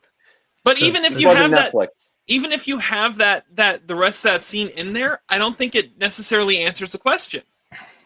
I think you could still have the answer to that question be that Delahunt is undercover. Anyway, so the other Billy has a reason why he would. But Billy has a reason to say that. It's to remove the incriminating evidence against him. That's why he says. Well, whatever. Okay, go ahead, Terry. Never mind. Okay, so this might be a flaw, and I'm curious to know what the answer is, and maybe I know the answer, but the climactic scene when Costigan gets shot. How did Berrigan know what was going on? Why was he there? I mean, he says, you think you were the only one that Costello had on the inside. So did Berrigan know the whole time that Costello or that Sullivan was the rat in the police force? And if so, how did Berrigan know that he was, and how did he know to be at that building? The only answer is that Anthony Anderson decided to bring him along as backup. That is the only explanation of why he would be there. But then he acts surprised when he sees him and he shoots him. Yeah, but Costello's dead. His entire inner circle is dead. There's no one left to inform Berrigan of what's going on, or that Sullivan is even an inside guy. He had no reason to be there other than the fact that Anthony Anderson, because he was part of his task force, brought him along. That's the only explanation, and that doesn't quite make sense. Well, or obviously he was in with a different group of guys. Or the key, because you never see him with Costello. Costello didn't have a different group of guys. But you never see him with Costello at any point. And so, I don't know. He was obviously in a different part of the organization.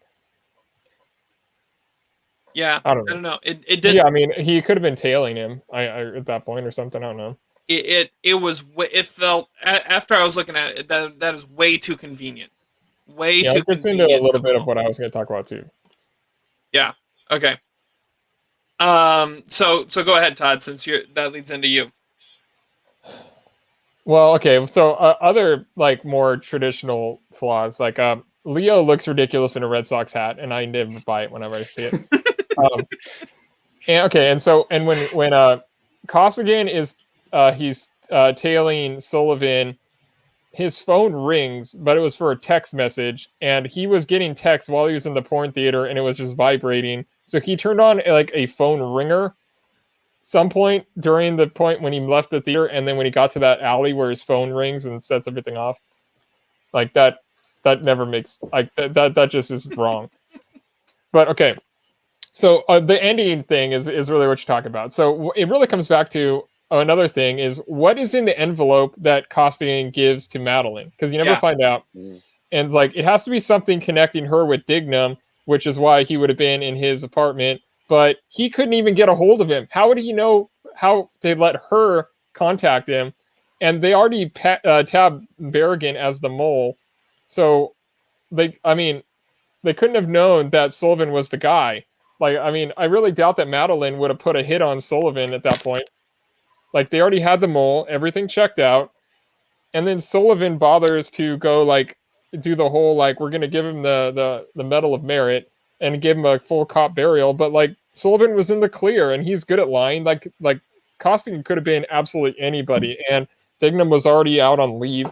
Like, he could have made it a lot less suspicious just by, like, saying, like, yeah, this is some other guy that was there. And then Berrigan was the mole or the rat.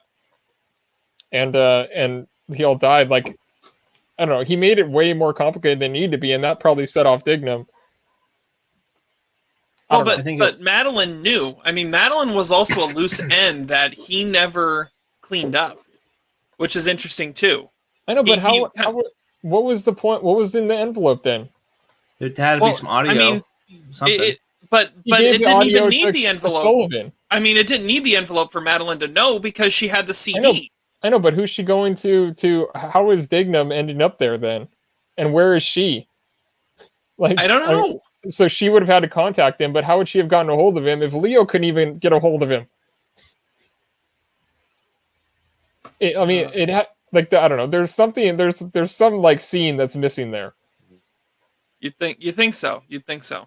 And I just think unless the envelope is Marcellus Wallace's briefcase. I mean, oh yeah, that's true.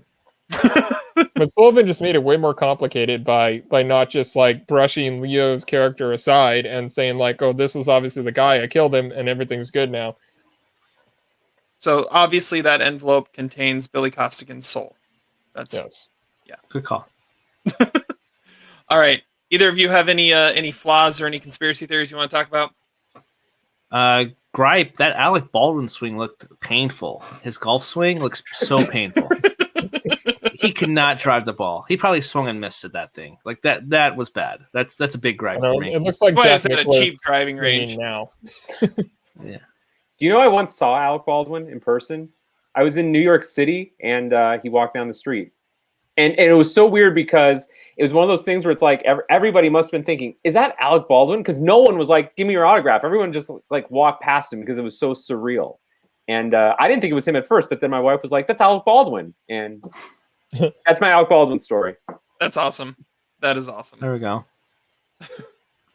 All right. Well, let's get into. Oh, hold on. No, you got some? Okay, sorry, go. I'll go really fast. Why is there a porn theater in Boston in 2006? Like, come on, give me a break. The audio from the porn theater is way too clean. Does Colin actually go to law school, or does he just lie and say that he goes to law school? Could Ben Affleck have played Billy Costigan? I think it's possible. And Queenan's death is what happens after that is eerily similar to Colin Farrell's death in a movie we watched called Voyagers, because the shit hits the fan and everybody goes crazy, just like in that movie too. I think the real gripe though overall, this movie's like too macho. Like, what is with all the sucker punching and like the language? It's like this movie, I think, has like Dr. Madeline would diagnose it as like some Freudian issues with hypermasculinity in this movie. It's like too much of a bro movie. Watching it this time, I'm like, just tone it down a little bit, okay? This movie, like the biggest flaw for me is that this movie is very heavy-handed in a lot of ways. It's like, let's play a drinking game. With the number of sucker punches in this movie. Like, come on, let's class the place up a little bit. That's all I'm saying. Challenge accepted. They're not the New York Mafia. They're from Boston. That's true. All right, let's go to LVP MVP, and then we'll get to our quotes of the day to wrap this up. Adam, you're first. LVP MVP. All right, MVP. Actually, no, let's go LVP. The guy who sets up the camera tech guy. Why didn't he set up in the back of the building? Yeah, he's like, let me talk to you for a second. What the hell? It's Alec Baldwin going off on that guy. Yeah, that's a bad one. He's LVP there. And MVP, Billy Costigan's English teacher. He is very well read. He's well read. Yeah. Although Colin read James Joyce. Knows how to spell. He knows how to spell citizen. But 11-year-old reads James Joyce. Sorry, go ahead. Yeah, sure. There we go. No, you're good. That's all. And Wolverine comics. Yeah, and Wolverine. No, he doesn't read. That's Sullivan, different guy. Yeah. Billy Costigan. Young Sullivan reads James Joyce. He says, non serviam. James Joyce. Like, he's talking about Costigan, though.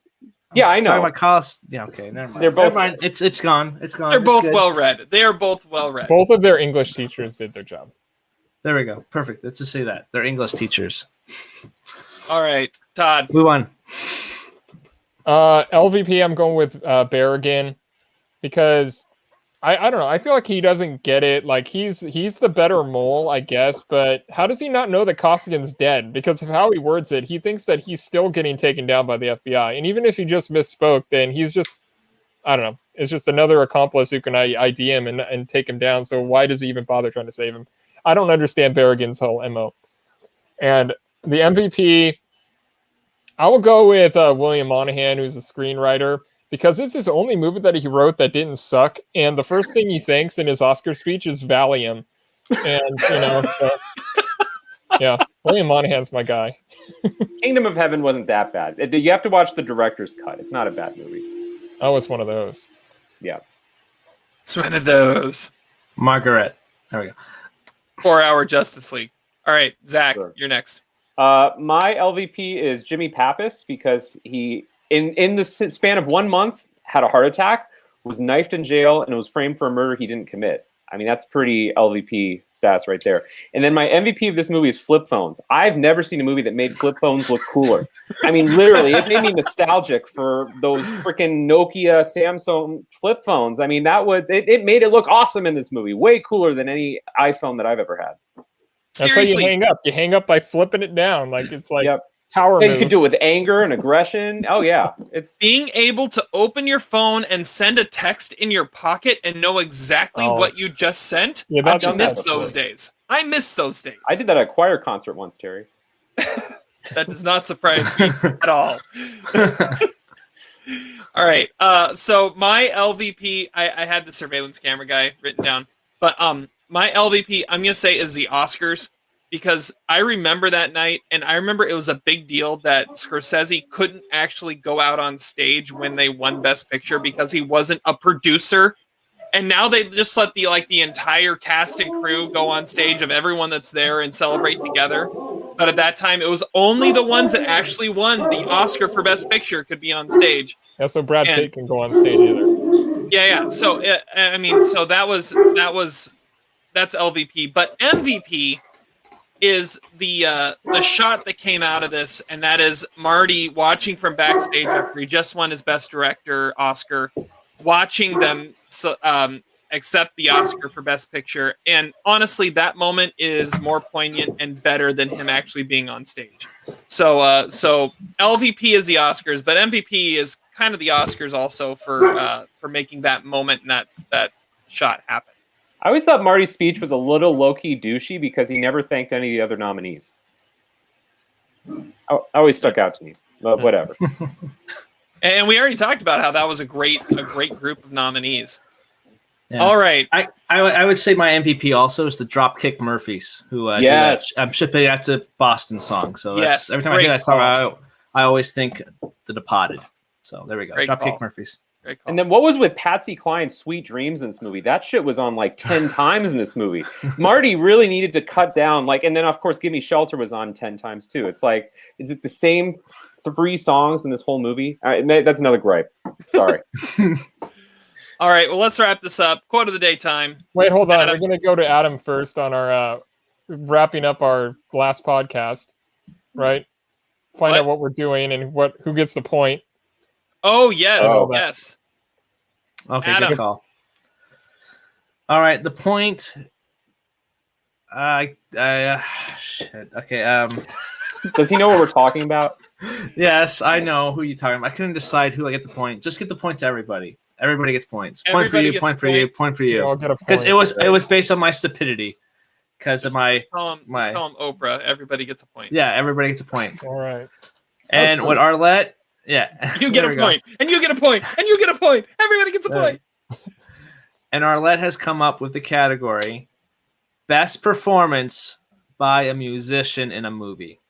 Oh. So it could be singer. Very interesting. It could be a rapper. It could be a musician. It has to be like someone who's known as being a musician. Yeah, so not like a J-Lo who's known for both, or known for one thing, and then so it has to be you have to be known as a musician and it has to be also do a performance. Can I change my? It can't be a video game. Can be. I'm going to change my MVP to Arlette. That's a great category. That is a great category. Yeah. Go Arlette. So there we go. Yeah. I like it. All right. Well, then Adam, keep going. Give us your quote of the day. All right. So my quote of the day is from this Time magazine article. From I believe a couple years ago. It was this Kickstarter campaign that came up from what's this guy's name? Director Adam Sachs has launched a Kickstarter campaign about the ending sequence.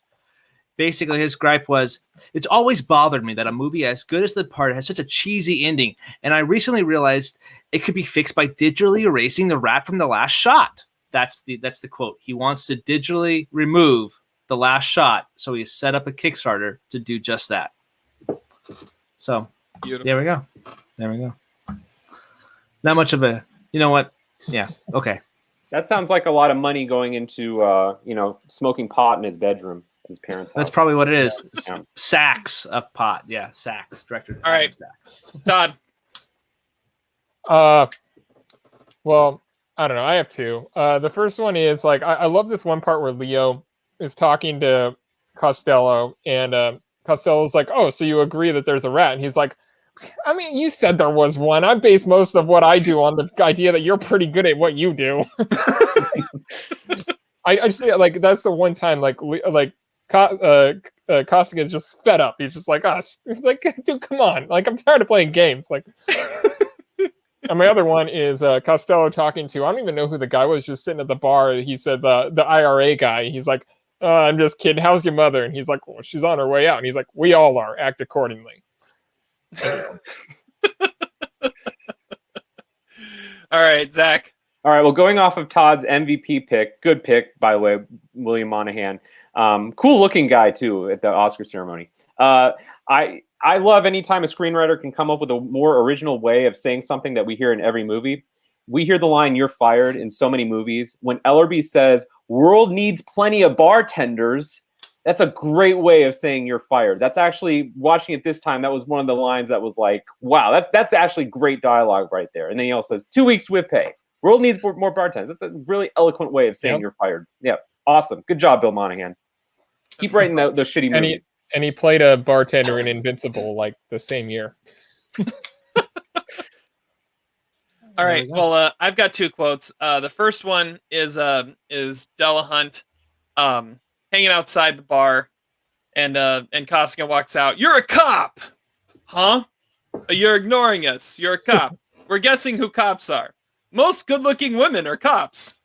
I thought that was a really funny line. But my other quote is comes from a review of The Departed, written by one Zach Saltz, that's posted on our website. It says, The Departed is indeed a masterpiece, but occasionally a perfunctory one, if such a brand of masterpiece exists.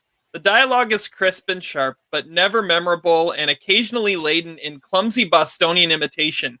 David Edelstein characterizes the dialogue as David Mamet speak, played at Alvin the Chip and the Chipmunk speed. Nicholson can be downright scary, but too often in the latter half of the film drifts into clumsy floozy mode a la Terms of Endearment. There is no time for meditative self-reflection in The Departed. The characters are too busy either shooting each other or frantically giving directions on their cellular phones.